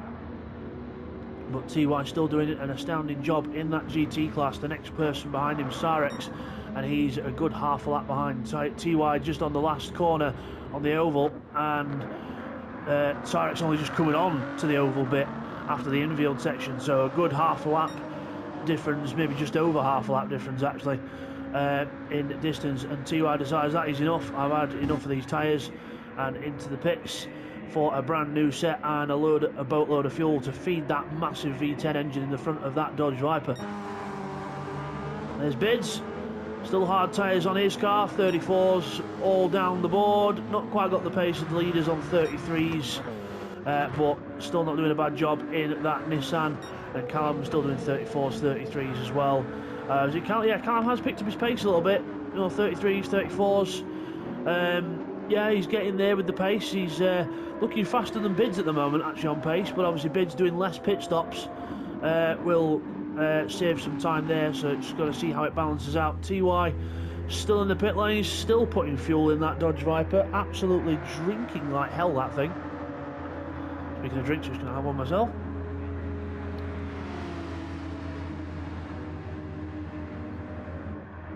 Okay, and out the pits he goes. Straight out of the pits, and Tim and Sarix have gone through, and TY now down in 7th place. Obviously those mistakes not helping there that he's made, but again we'll have to see after the pit stop cycle how things go, because obviously we've got Tim, he's come out with Sarix, beg your pardon, sorry, he's come out with Sarix, he's come out with the Ford in front. Sarix takes the lead of class now, but obviously remember TY is just fresh out of the pits, fresh tyres, good fuel. Sarix is about halfway into his stint, so he's got to factor that into account. Neil Farmack and both leaders in LMP, obviously seeking the pits. He's been in the pits for a little bit there. Neil's just literally landed another set of tyres on. We'll see what they are in a moment. And now both cars with the fuel rigs attached, the gravity fed fuel attached. And we'll see who leaves first. It should be Tempio, it should be Seek that leaves first. There he goes, right on cue. Off he goes in the Porsche, 94% of fuel in the car. And Neil Farmack there still putting the fuel in. And another set of medium tyres for Seek. If it works, don't fix it. If it's broke, don't fix it. Medium tyres work, doing 33s, low to mid to high 33s, depending on how the tyres go and traffic. But Neil's out now, and I tell you something, Neil's put that gap down a lot. So look at the last few laps for Seek were all on average mid to high 33s, and Neil has been doing mid to low 33s. So Neil Farmack definitely catching up there. And meanwhile, back to the battle of Sarix and TY. They're still around each other. They're still side by side. Bids is now going to get involved in this and going to try and work his way through while these two are battling. TY goes through on the inside, passes the Ford on and out the corner. Bids puts the power of the Nissan down and gets gone, so these two can resume their battle. But Sarix then, with slightly worn tyres and a bit less fuel though, being beaten there by TY in the Viper, fresh out the pits. With TY's pace, he should be able to get a bit of a gap on him, but we'll see how we go. Again, he did have a few mistakes in those last few laps, so it depends if his rhythm has been affected by those few little incidents that he had. Because you see, lap 51 did a 59, and then lap 52. Yes, that was a pit stop lap anyway, but that was a long lap, because obviously he had a mistake as well when we saw it a few laps ago. So he's got to see if he can stay ahead of the Ford driver now. Sarix, if he's clever, he'll try and stick with TY, so try and save a bit of fuel in the straight line, and see if he can make his stint, eke out his stint a bit longer. Tim's still not too far back though here in the Porsche. That could have been a cut on the chicane there, if I wasn't mistaken. Yes, it was. Penalty comes up, another half a tenth loss for Tim. He'll be swearing all sorts of German lines within that helmet. With this penalty system. We've got a car spun in the middle. It's Will. Let's have a look what happened here. He's gone into the first horseshoe and he's on hard tyres, fresh out the pits on hard tyres now, and he's just spun the back up too much. Much more different grip on the hard tyres compared to the mediums or softs, and just squirming under power. Just got to watch that throttle input. But he's back going. MGR not too far behind, but obviously still a lap down on him. Let's go back to the battle of Pardon me, sorry, let's go back to the battle of TY and Cyrex. Gap remaining the same. I would say slightly TY pulling out a few tenths, but nothing majorly changed there just yet. Still the two closest cars, or the three closest cars on track at the moment. Neil and Seek aren't too far apart. If you look there, you've got Seek just coming across the line there, and Neil is approaching it now, so he's not too far away. These are the first flying laps out the pits as well, so let's see, 33.9 for Tempio, might have had a bit of traffic there, and Neil 32.7. Whoa, what a difference. That's a whole second and a bit quicker, but he might have had a bit of traffic, see, because Neil is approaching a couple of, he's approaching JP there, and dives down the inside of JP. Oh, there's contact with the BMW there. There's contact with the BMW, I'm sure there was. Let's have another look at that. Let's look on board. Let's just go back. Sorry, let's get it. So it's right. There we are. On board with Neil. To be fair to Neil, he can't really tell where Johnny's car is because of the lag. He does try and go for the move and just get it done.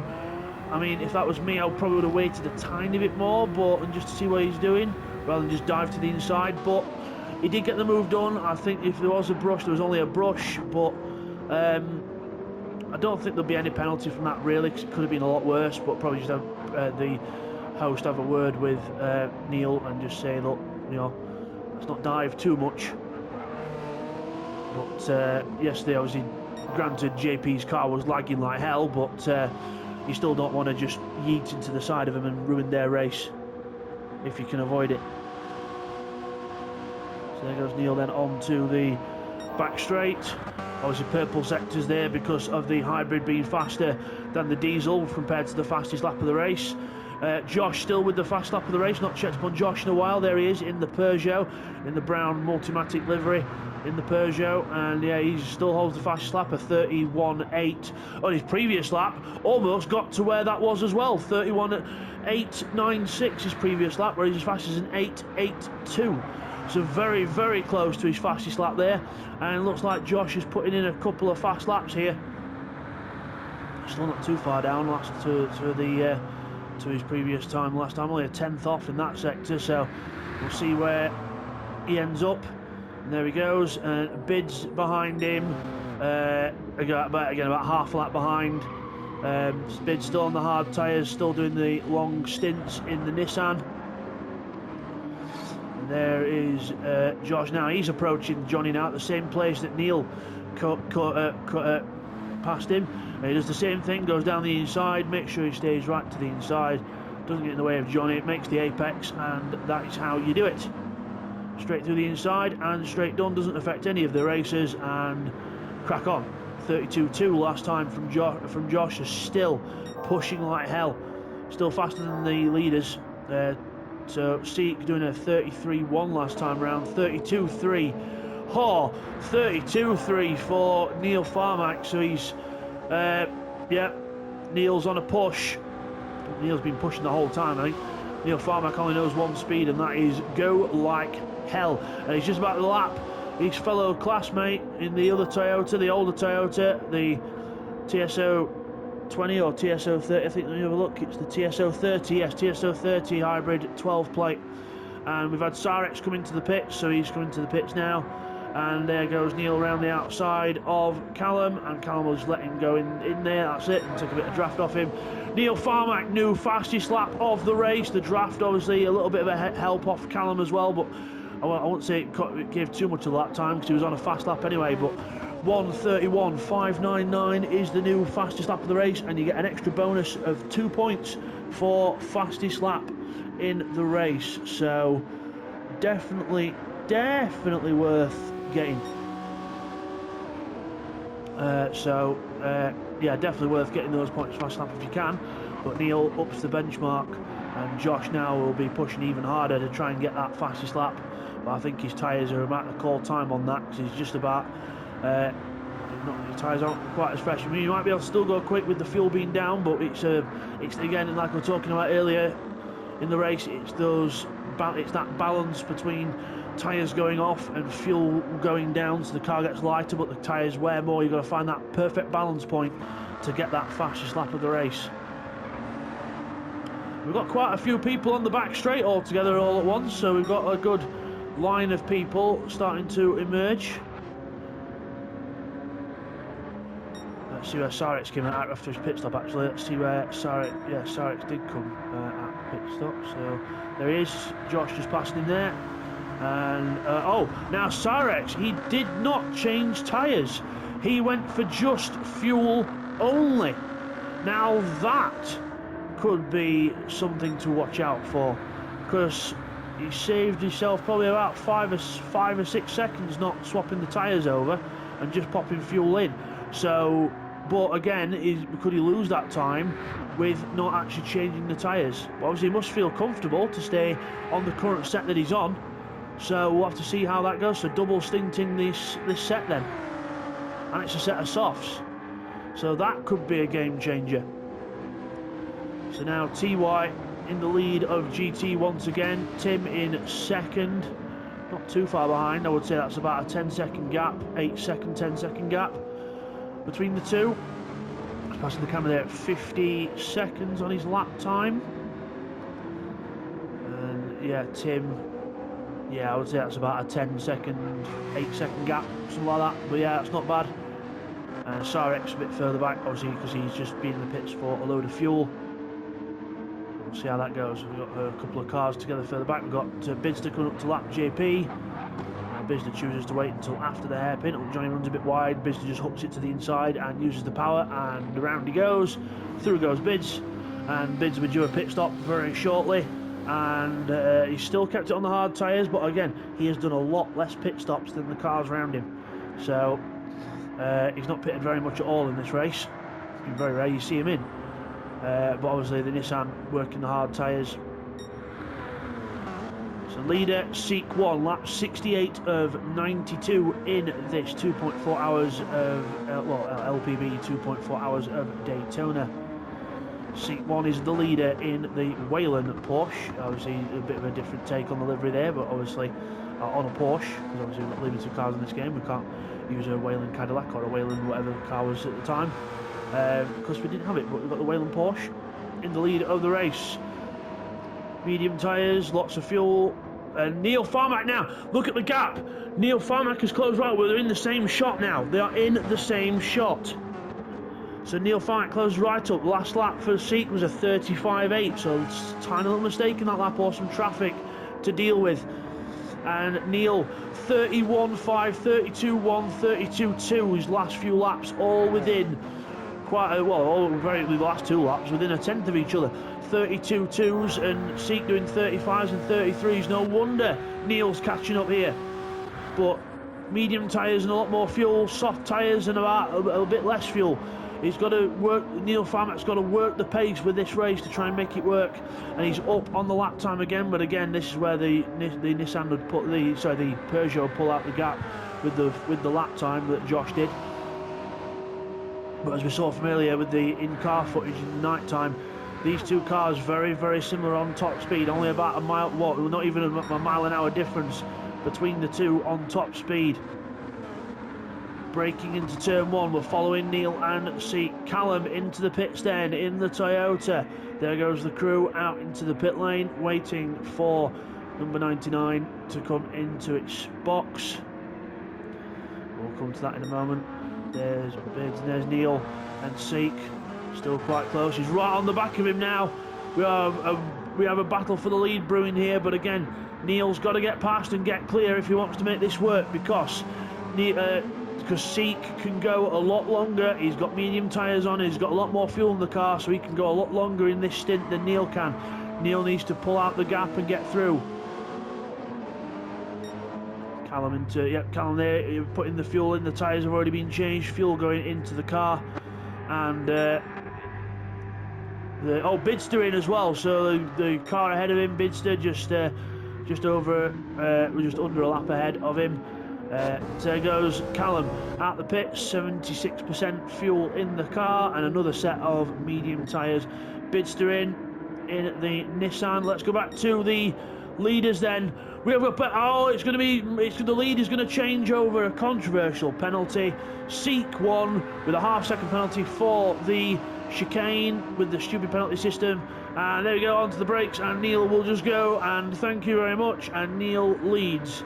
Neil Farmack leads the LPB 2.4 hour Daytona race, and into turn 1 he goes. Now, he has got to work hard, he has got to pull a gap, because Seek will go a lot longer than Neil will, because with the medium tyres and the fuel, like I mentioned before. So Neil's got to press on here. All Seek will want to do is try and keep to his own rhythm, or just try and stick with the Toyota until it goes into the pits, and then try and go on those longer stints. But with the pace that Neil's got here, Seek's got to be careful.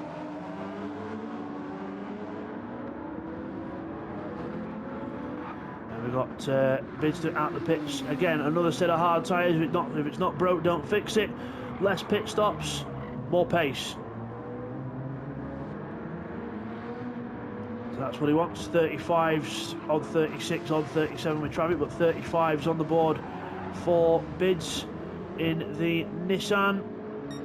Onto the start, onto the oval. Where's Callum in respect to? Yeah, so Callum's he's been catching up to bids, but again, with bids making less pit stops, it's just keeping the gap roughly as it was. But Callum has closed in a little bit. He's just about to lap Tim in the Porsche. We'll see how much he gets held up here with the Porsche. Again, the GT3 cars do get right of way here for traffic. He just goes around the outside. Tim leaves him a bit more room before he goes over onto his line. That is brilliant respect from both drivers. Callum making it clear which side he was going. Tim also doing the same, and just letting the Toyota have his little line there, and then moving across for his own racing line after he had gone through. That is how you do it. That is how you do multi-class racing. That's the 101 right there from Tim and Callum. There's got a few cars together in the middle. Just going to circle through to these guys. But MGR about to be lapped by Seat 1 as MGR had a massive time slapper there and decides, okay, I've made a bit of a mistake. I'm not sure if I've got this car fully recovered. Let's just move to one side and let these through, and then I can continue after these have gone past. I don't want to take one of them out. It'd not be fair, but good recovery of that. Obviously, tyres are well dead on that car, and he needs to come into the pit lane and change them. But he's still keeping going for now, maybe boxing this lap. Johnny into the pits then in the BMW, fuel going in, tyres already been changed. Probably, I would say, guess another set of the mediums going on that car, because that's what he's been enjoying. And I am correct, medium tyres on the BMW. I think that was Callum just going through to lap the BMW driver. I mean, if you look at the relative pace of the difference, you've got the Neil Farmack, the leader in LMP on lap 71, and you've got the leader in GT on lap 62, so they've been lapped quite a few times. The pace difference is quite substantial. I mean, TY there back on his usual consistent self, 45s down the board. Now Cyrex is in. Now the thing is, yes, now his tyres are dead. Yes, he's making another pit stop, but this could just literally be tyres and a splash. So it could be a bit quicker. But having said that, he has had to do 2 pit stops relatively close together, which will probably lose him a bit more time. But we'll see how we go. So he might have to, he doesn't have to put as much fuel in this time, because he's left a bit more in, so it might not be as long in the pits. There's Josh also coming into the pit lane. His crew ready as well. It's back to Cyrex.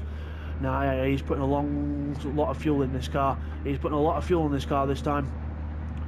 So it looks like he's going long, maybe. Let's have a look. Yeah, full set of fuel for Cyrex. So he decided that's not worked. Let's put a full set in, brand new set of tyres. But then next time he might, if I'm just guessing here, but he might leave the fuel, obviously not bother with the fuel stop next time round, and just literally just go for tyres. Absolutely send it on a whole stint of fuel, but then just do 2 tyre stops over it. So we'll have to see how if that works out for him.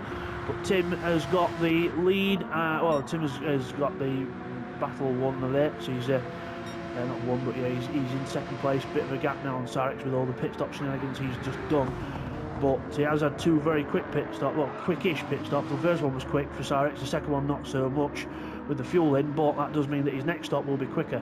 So we'll have to see. Again, it's all a balancing act. We'll get to see if it works later on in the race. We'll get to see what strategies have worked as we get towards like the last maybe 10 to 12 laps of the race. That's when we'll find out. So Neil now in the lead now. His fuel going down, his soft tyres are starting to wear a little bit, but now we've got the lap times being more balanced out in the favour of Seek 1 than it is for Neil.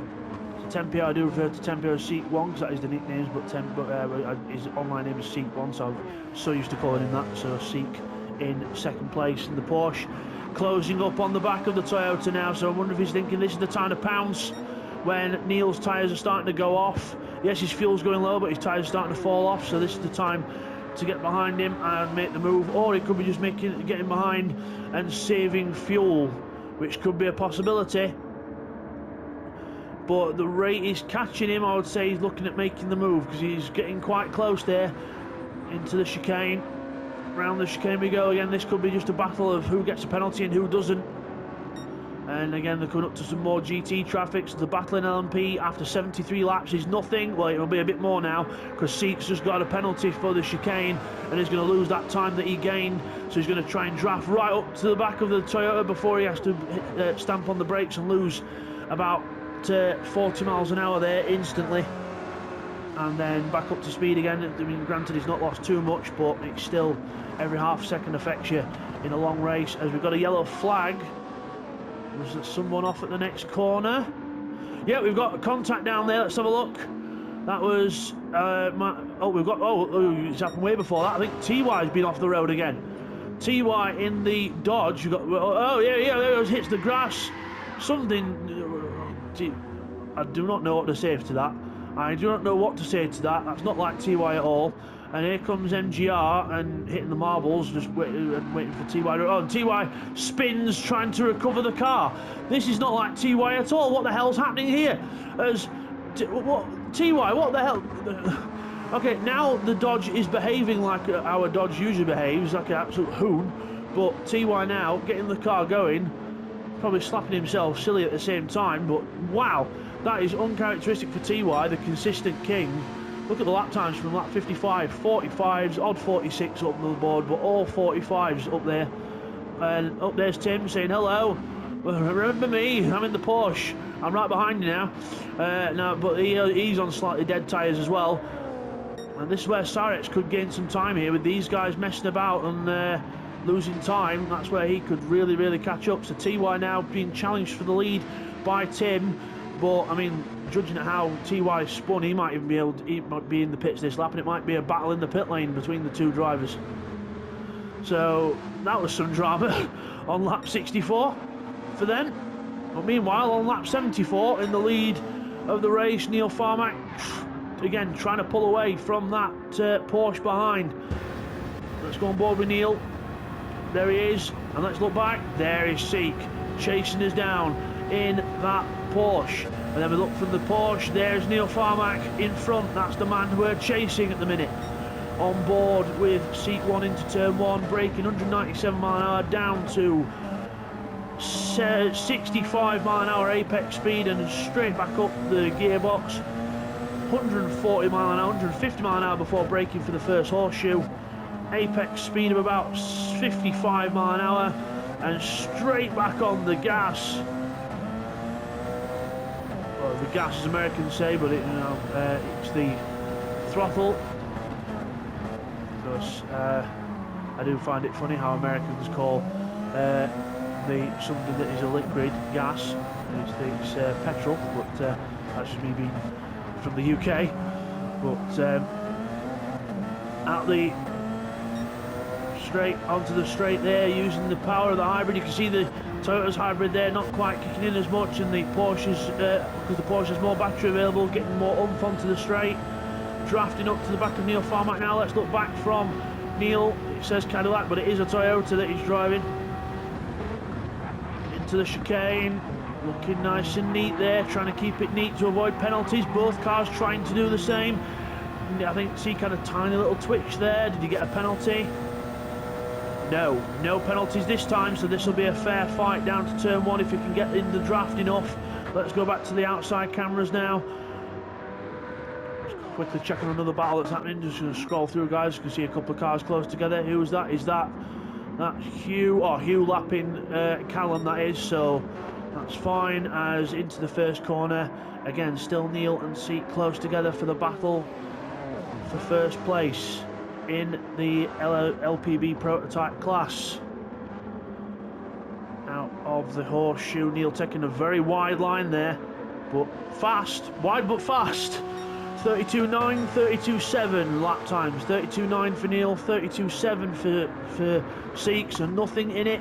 As Tim comes into the pits with literally a tiny little teacup worth of fuel left in his Porsche, so thank God he did pit this time. Tyres absolutely toast. TY's in as well, so this is going to be a battle in the pit lane. TY does have a bit more fuel in the tank available, so TY might be a bit quicker on fuel. Here comes the Porsche into the box, jacks up, tyres on, tighten the things up, down, fuel going in. TY not even reached the box yet, so Tim might be out first. This could be quite close, because obviously Tim will probably have now about the fuel that TY does have, and now TY starts the fueling process. So we'll keep an eye on that in a minute when they come out the pit lane. There's the two, there's the Peugeot and the Toyota going through. Let's have a check on the leaders. Alright, they're coming now. They might be coming round to where TY and Tim are. As they come out the pits. Oh, Cyrex are coming across the start-finish line as well. Where will Cyrex come out in all this? Because Cyrex has done, obviously I said he did a longer stop for fuel. Tim is out first. Tim is out first. TY is out second. So Tim leads the GT class. Change for lead in GT3, LPB GT3. Tim is in the lead in the Porsche. Soft tyres. 3/4 a tank of fuel, same for TY, and soft tyres as well, so that's going to be quite good. TY needs to stop making mistakes and focus on his pace if he wants to win this race.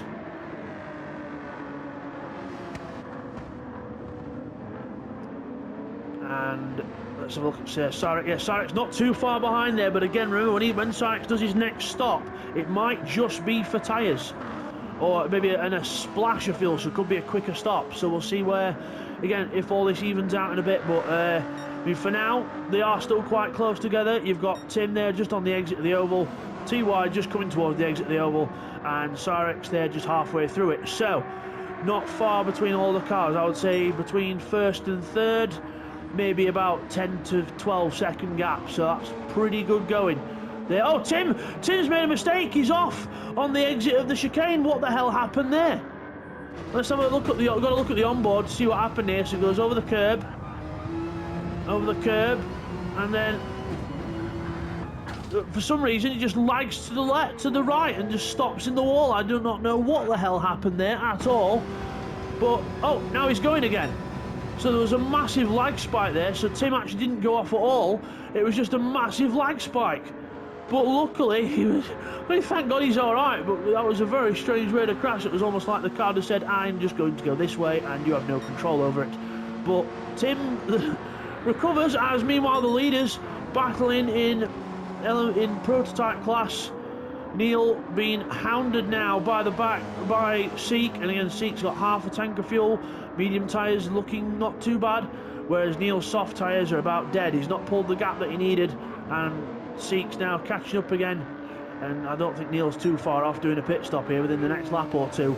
Probably doing a pit stop here, and Seek just biding his time, waiting behind, probably saving a bit of fuel in a straight line as well, and just seeing what he can do. Again, it's about the long game, not just the short game. So let's have a run through the order then. On lap 78 of this race, leaders on lap 78 that is, Neil Farmack leads the way, but due a pit stop soon. Seek 1 right behind him in second place in the Porsche. Then we've got the Peugeot of Hugh and Mr. Josh. Josh in third place in the Peugeot. Fourth is Bidster in the Nissan on the hard tyres. Then we've got Callum in the Toyota TSO30 Toyota in fifth position. Not too far off, but still about the same gap. Callum coming into the infield as Bidster leaves it. The leader in GT, the GT3, is Tim, who had at this corner about a lap ago we had a very big scare thinking he'd absolutely binned it, but it was just lag. So GT7 lag for you back in the day. As you see the car hopping there, obviously this race was done about 3 years ago.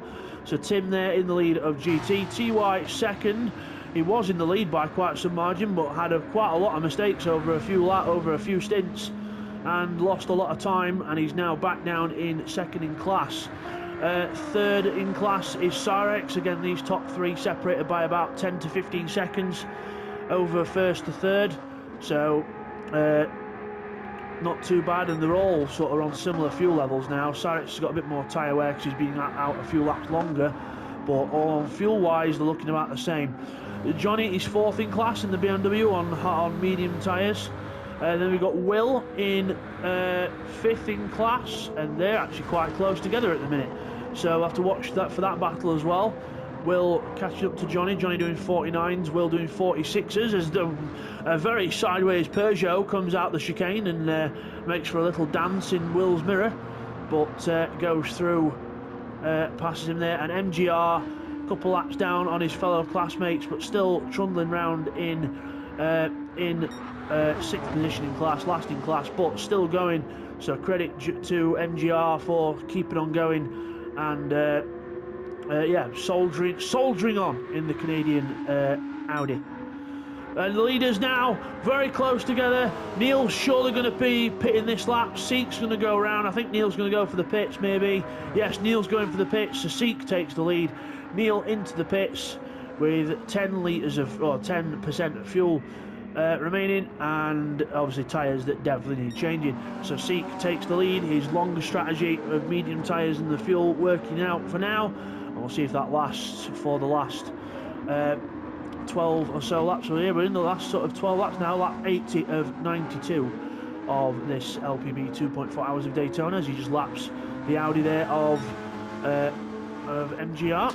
Neil's had his tyres put on, and now the fuel goes in, and the weight for the fuel goes in. Let's have a look, see if there's any other battles down the field to have a look at. We've got Bidster approaching TY, so got some lap traffic to deal with here. Let's go on board with the Nissan driver. The long bonnet of the Nissan there, he just goes up to the back of TY and decides, no, I'm not going to overtake there, I'm going to wait until after this next corner and get him on power on the way out. And there we go, passing the Dodge. The Dodge still got some good torque, but there we are, the hybrid kicks in. Through we go. And the Nissan goes ahead. Let's look back there. Oh, we've also got the leader behind us as well, Neil Farmack in the Toyota, fresh out the pits. He'll want to try and get past Bids if he can. Bids being very sportily, lets him go. Doesn't have to move straight out of the way. Obviously, when you're lapping your own class, you do, because obviously it's not like F1 where you have to hop out of the way. But ideally with LPB, we like to you get a blue flag within the next 4 corners. We'd like you to try and sort of, be aware of what's around you and try and not to make it too hard for them if you can. You don't have to let them through, but just try not to make it too hard. And then Bids is just going to go bonk. Hello, friend. Have a little push, and gives the Toyota a little boost into the chicane, and says hello at the same time. There's just a little cheeky little bump there from Bids. No harm in that, just a little bump to say hello. And now Neil buzzes off into the distance. Fresh, soft tyres on that car, and about the same level of fuel as Bids. So the tyre difference there, the grip difference, and away he goes. Bidsder will have the top end speed because Neil there, you can see Neil doing about 190, 195 by the time he gets to the corner. Bidsder's already doing 200 almost, so a bit of a speed difference there. And braking into turn 1. I noticed the throttle inputs of Bids in here, so you have to be very careful with the front wheel drive. Power on, back, leaves it at 80% for a bit, and then puts the power to full. You'll see it more out of this next corner at the horseshoe, so watch the graphic on the bottom where the throttle goes on. See through the throttle going on there, and keeps it 80%, 90%, and then go. Just make sure the front wheels don't spin too much, so you have to deal with the front wheel drive. So seat 1 now, halfway down the back straight. A nice little lead. Now Neil, again, if he wants to get this win, he's got to go all out in these stints. He's put a lot less fuel in, so he can literally just burn these tyres to shreds and push like hell, and see what he can do. And Peugeot about half a lap back, a third of a lap back from Neil. Let's have a check up on the GT boys. We've got Tim there in the lead in the GT class. So guys, just throat being a bit weird, just have a little drink.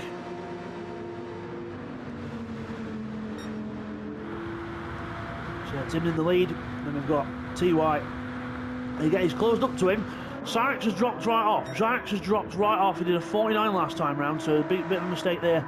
JP and Will were having a nice battle there, but Will's gone into the pits now, so that battle has subsided for a little bit. But yeah, Cyrex has dropped right off the back of these. Again, he did pit earlier for tyres, so it could be his tyres going off, a few little mistakes maybe. But TY and Tim there, again, very similar fuel, very similar tyre wear. So these two, again, pitting on the same bit. So this could be a nice battle to the end, this, with TY and Tim. So I'm going to be about who makes the less mistakes. He's going to be the winner in this. So again, lap 71 for them, but the leaders on lap 82 of 92. 10 laps to go. 10 to 11 laps to go in this race. Seek leads. Probably maybe one more splash and dash for him with fuel, and Neil maybe again same for him, a quick pit stop towards the end maybe, see how long it lasts on fuel. So this is where you got to do the calculating. Obviously the GT cars do get updated very regularly over the mic, because we're all in a party chat when we do this race, that the GT guys will be aware of how many laps the prototypes have got left, so they can gauge their own strategies as well. There's a regular update coming through from the host Bidster, that is myself, but I do talk about myself in the sort of the fourth person, or fourth, whatever you call it. But yeah, I am giving updates regularly to the GT class of how long they've got, so they can gauge strategies. Now TY right behind the Porsche here. Now TY, yeah, you can see there is half throttle on the straight, so we got the telemetry for this at the time. The drivers can do see what they're doing, but we can see what they're all doing at the time. So TY there, half throttling it on the straight, just to make sure he saves that bit of fuel, keep the pressure on Tim, and then hopefully the last stop he doesn't have to put as much fuel in. That could be a good way of doing it, to pass off the track. But again, we'll see how we go. So Tim now full throttle for him, 160 mile an hour plus, 160 miles an hour. TY closing right there, and then yeah, gets close to him and lifts off a little bit, lifts and coasts into the corner, saves that little bit more fuel than Tim. And then we've got some prototypes closing up here. This could affect the battle that's going on. We've also got Will and MGR ahead as well, so these prototypes have got quite a few GT cars to pass here.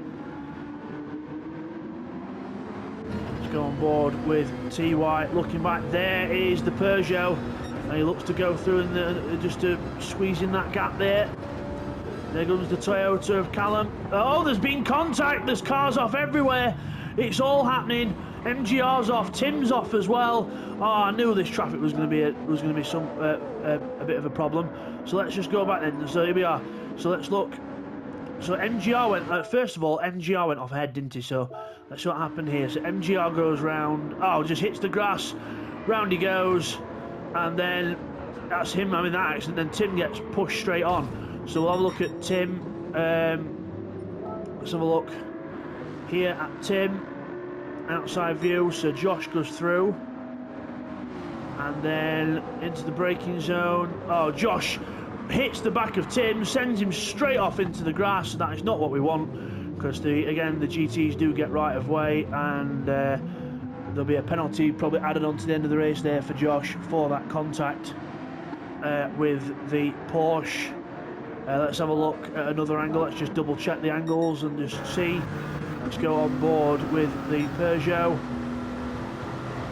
So now I'll be going to the inside to go through, but he doesn't. He just, there, bang, hits the back of the car. Let's just double check from Callum's view that it wasn't actually Callum that hit the Peugeot. I don't think it was. Yeah, Josh goes through into the gap. TY goes a bit wide there as a result of that, but then no, Josh has hit him himself. Completely hits the back of Tim and goes straight. Oh, he goes off himself as well. But yeah, that's not how it's done at all. And yeah, a bit. Very unfortunate for Josh, because he's had a very good race up to that point, but just that little bit there just got messy, and it spoiled that GT battle that was happening there. So Tim now will be very annoyed about that, and down in seventh place overall, second in class. Obviously Cyrex not too far behind, so Cyrex can smell a second place now, but yeah, Tim will not be happy about that. but it has spoiled the GT battle, but that is how it goes sometimes. People do make mistakes, and Josh made a cracker of one there, but again, Josh would never ever do this kind of thing on purpose. He's not like that. He's a lovely lad, Josh, but he would never do that like that on purpose. It was probably just a genuine mistake.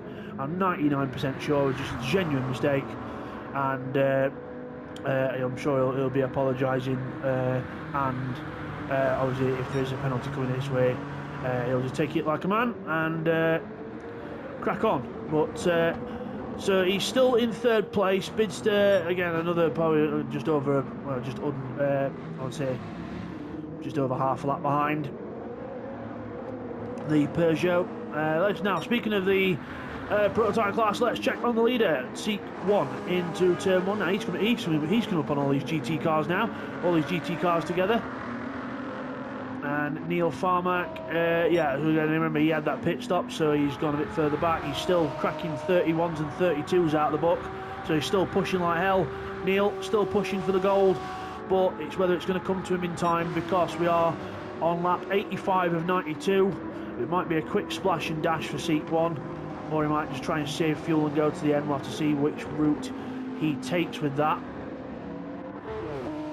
There's Neil, still putting in those 31.9s for the last 2 laps. Insane push here from Neil, as Seat doing 33s, so good couple of seconds a lap faster. Second and a bit faster per lap, Neil Farmack at the minute, but whether it'll be enough, we'll have to see. There's Bids on the hard tyre still. Callum still. Let's have a look at that gap between them two. Actually, it's not. It's about probably half a lap difference between them two. Maybe just under half a lap difference between Bidster and Callum. It's been like that most of the race. Again, Bidster's pitted less, but had a bit less pace.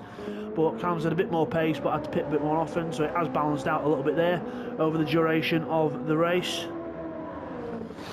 Now let's have a look back at JP and Will, because they were quite close together. Yes, they are still-ish.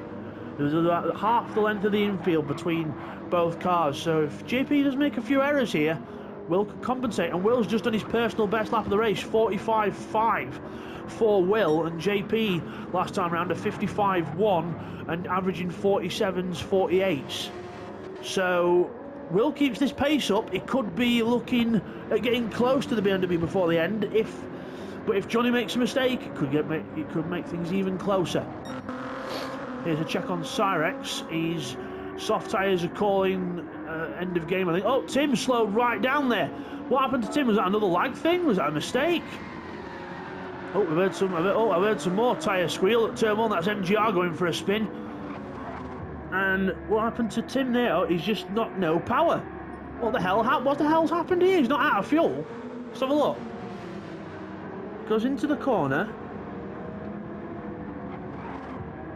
And then there's no throttle. There's no throttle on the way out. There's some kind of issue there, unless his throttle kills me. Oh, it's lag. It's lag again. He's back up to speed and he's just going straight away. It's that lag again. That GT7 stupid lag. And it's caught us out again. Honestly. Either that or Tim's turned into LPB Racing's resident Houdini. But yep, so Tim playing magic tricks on us there and teasing us about what's happening. But I add a bit of spice to the drama every so often, I suppose. Good on you, Tim. Even though you're not even meaning to do it. Josh with a penalty there, for another penalty from the Le Mans chicane at Daytona. So the penalty system being very strict to all the drivers at the moment. Josh is due a fuel stop. He's going to have to do a quick tyre change, quick fuel stop in order to get to the end, but he's no worries about the gap behind. So his third place is more or less secure for now, unless he absolutely bins it or somehow disconnects or something like that. So let's hope that doesn't happen, and I've commentator cursed him. Let's hope that's not going to happen, but we'll see how we go. So the leader on lap 87, seat 1, medium tyres about halfway, fuel just under a quarter. Neil Farmack, fuel not too far off, but he is pushing like hell on his soft tyres. We had a couple of cars close in the middle. It's Josh lapping Johnny there in the middle, and off he goes out of the the infield section. I will put my teeth in eventually. There's Bids, still on the hard tyres, still doing consistent laps, 34s, 35s. Callum's still doing 34s, 35s as well, so pace is about even between them two at the moment. But again, they are about a good half a lap apart, or just under half a lap apart. Bids to come up to the back of MGR to lap the Audi driver. MGR goes quite wide there and just allows Bids to the room and goes through. Thank you, MGR. Good lad for doing that. So TY in the lead of GT then, with that, obviously with that incident that Tim had with Josh earlier. Speaking of Josh, he's just coming into the pits now, 1% of fuel left, so he will have to do a splash and dash to the end, but he hasn't got to worry about Bids, because Bids is only just coming onto the back of the oval now. I said that, depends on how much fuel he has to put in, so Bids could be in with a shout, but we'll have to see how we go. And depends on what penalty that Josh receives for hitting Tim off the track earlier, so we'll have to see how that goes. Fuel going in on the Peugeot, and straight out, yet not much fuel in the car because obviously not long left in the race, so this could actually be a chance for Josh to get his fastest lap back that Neil took off him earlier on in the race. So let's see if he can get it back. 31.599 to beat. He's got fresh tyres and not much fuel left, but then again Neil, he's got his tyres are still good and fuel's still low, so he could still put in some fast laps here, but I think he's turned it down a bit. Last couple of laps 33s, but there have been a few penalty laps. That's what the little P stands for on the right hand side. That was a penalty lap when he got a penalty off the chicane.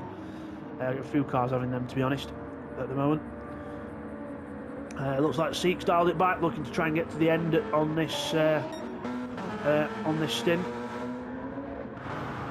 There is Josh in the Peugeot flying out onto the banking. Where's Sarex in all this? There's Tim and there's Sarex. They're still not too far apart, so, but Sarex has got much worse tyre wear than the car ahead.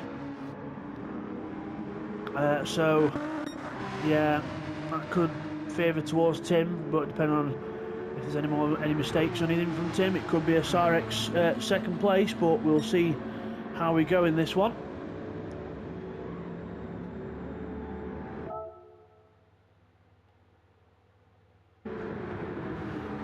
Bids there, diving down the inside of Tim. Straight through we go.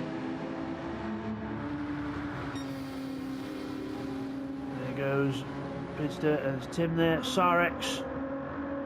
Again, yeah, them tyres have seen better days now, so could be worth maybe doing a quick splash, maybe, depends on how long the race we've got left.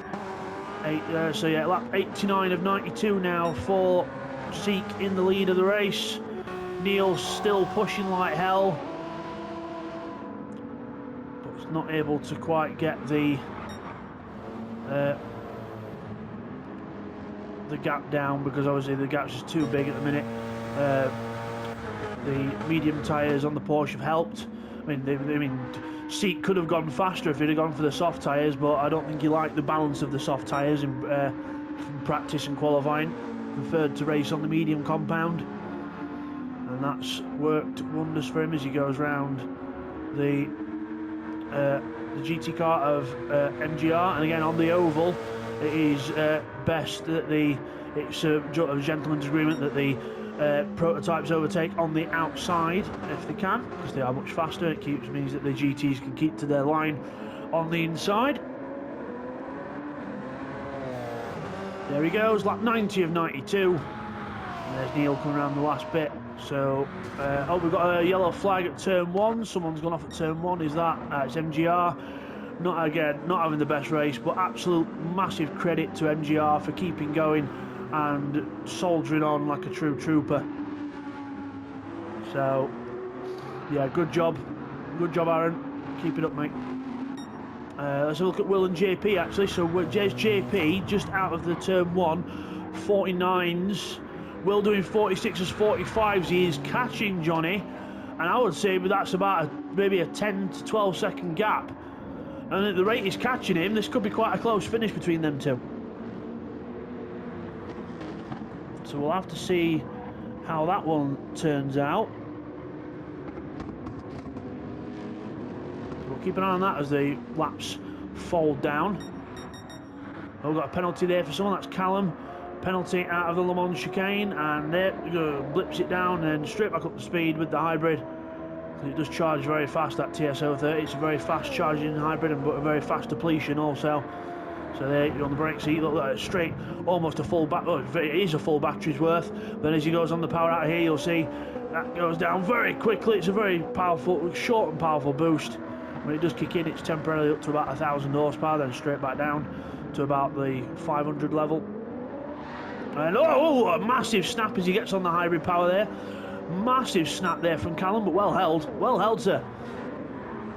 Seat 1 on the penultimate lap of this LPB 2.4 hours of Daytona. I hope you've all enjoyed this race, guys. I know I definitely have. It's been a pleasure to commentate on, a pleasure to do, and it's been really good to see all the different strategies out there and what's happened. And we've actually still got quite close racing here. We've got for an endurance race, that is, we've got, you know, between the leaders, a good, I would say, that was maybe a good 10 to 15 second, maybe 20 second gap at the most. It's pretty good for an endurance race. Let's have a look at the JP and Will then. JP into turn 1, 49.2, Will 46.1, still very close. Still very close there in that battle. And oh, Johnny this might be the thing for Johnny. He's run wide there because MGR's gone off at the horseshoe, but that's not the main problem. The main problem is that fuel tank. Will has got a bit more fuel in, probably maybe a lap's worth of fuel. That could be the difference maker here. JP might have to make an emergency stop. There's Bids right behind him as well. And Bids is just going to go through on the inside and go straight through. It's not a problem for Johnny there. But if Johnny has to pit now, that's going to be a massive shame and losing that position, because it would have been good to see a fight between him and Will for the position. As Seek 1, T Tempio, Seek 1 starts the last lap of this race. And what a race it's been. Brilliant strategy, brilliant driving, very consistent, minimal incidents. I mean, look at all that, from lap 83 to lap 91, all 33s. That is how you do it. Consistent driving, absolutely blooming brilliant, blooming brilliant. We've got a few little cars ahead. I think we've got Callum about to overtake Tim to lap him. TY still got the gap on Tim in the GT battle has been very close. Was interrupted earlier, but where it was even closer. But still, even with that interruption, we've still got maybe a 10 to I would say a 10 to 12 second gap between the top two. There goes TY through the chicane. Yeah, 10 to 12 second gap between these guys. And there's Tim going through the chicane. Sarex there as well. But let's focus on the leader. Neil has tried to catch him, but he's been on the soft tyres. He's been able to make the soft tyres work with the pace, but unfortunately it's not been quite enough to match the medium shot Porsche and the consistent driving of Seek 1, T Tempio. Mr. Seek 1 is about to win the LPB 2.4 hours of Daytona. And across the line, victory for Seek 1 in the LPB 2.4 hours of Daytona, as drama ahead after he's crossed the line, as MGR there goes through turn 1. I think Tim and MGR just got caught up a little bit there, but Tempio wins. And we've also got other cars crossing the line as well. But TUI is still the GT runner there, still the GT leader. Neil comes across the line for a fabulous second place. Brilliant pace in that car, and the fastest lap to boot, because Hugh didn't quite get there. Oh, he got close. 31.864, but yeah, 31.599 for Neil, fast laps. The third place for Josh, so Seek 1 the winner, Neil second, and third place for Josh in the prototype class.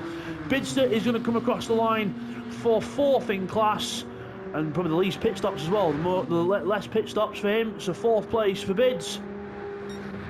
Fifth is going to be Callum in class there, he'll be fifth in class, and TY there, the GT leader, he's staying behind him for now until he gets through the chicane. And Sarex definitely finishes in third, because obviously after the lead across the line is when you finish.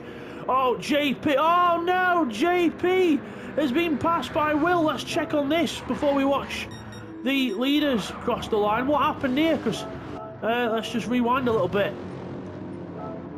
So JP there going into the horseshoe.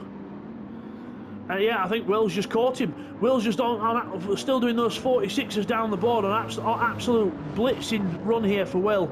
And JP trying to hang on, but it's not going to be easy to battle with the lag. But Will just tractions him out the corner. Soft tyres versus medium, and just goes straight through. And JP having to watch his fuel level as well. I mean, he's going to get to the end of the race just I think. But Will goes through there. And JP might be having to run with the engine turned slightly down as well because of the fuel level. But very, very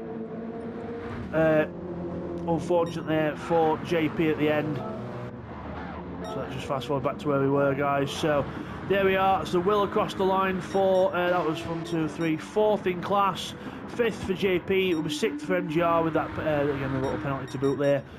But your GT winner across the line together with Callum, he's putting side by side with TY. The winner of GT class is TY. Well done to TY. I was a bit worried about him when he made those mistakes in that middle part of the race, middle to the end part of the race, but he held on and was a bit fortunate with the whole Josh Tim incident as well. But despite all that, consistent driving, fast pace, and the winner of the GT class here at the LPB 2.4 Hours of Daytona. Tim, 2nd place. Well done to him. Sarex 3rd on the podium in the Ford. So let's just quickly run down those positions then while the cars are on the slowing down. So your overall race winner is Seek 1 in the Porsche in prototype class. Well done to him. Neil Farmack in 2nd in the Toyota. 3rd for Hugh in the Peugeot. 4th is Bidster in the Nissan. Then we've got Callum in 5th in class. So, well, again, a good race for him as well. Yes, he was last in class, but still kept it consistent, and well done to him. And your winner in GT class is TY. Well done to TY there in the Dodge Viper. Then it's Tim in the Porsche in 2nd, 3rd for Sarex in the Ford, 5th for Will in the Lexus. Then it's 6th for Johnny in 1, 2, can't even count, 1, 2, 3, 4th for Will, 5th for JP in the BMW, and then MGR at the back in the Audi. Again, thank you for joining us, guys, and we'll see you next time. Take care.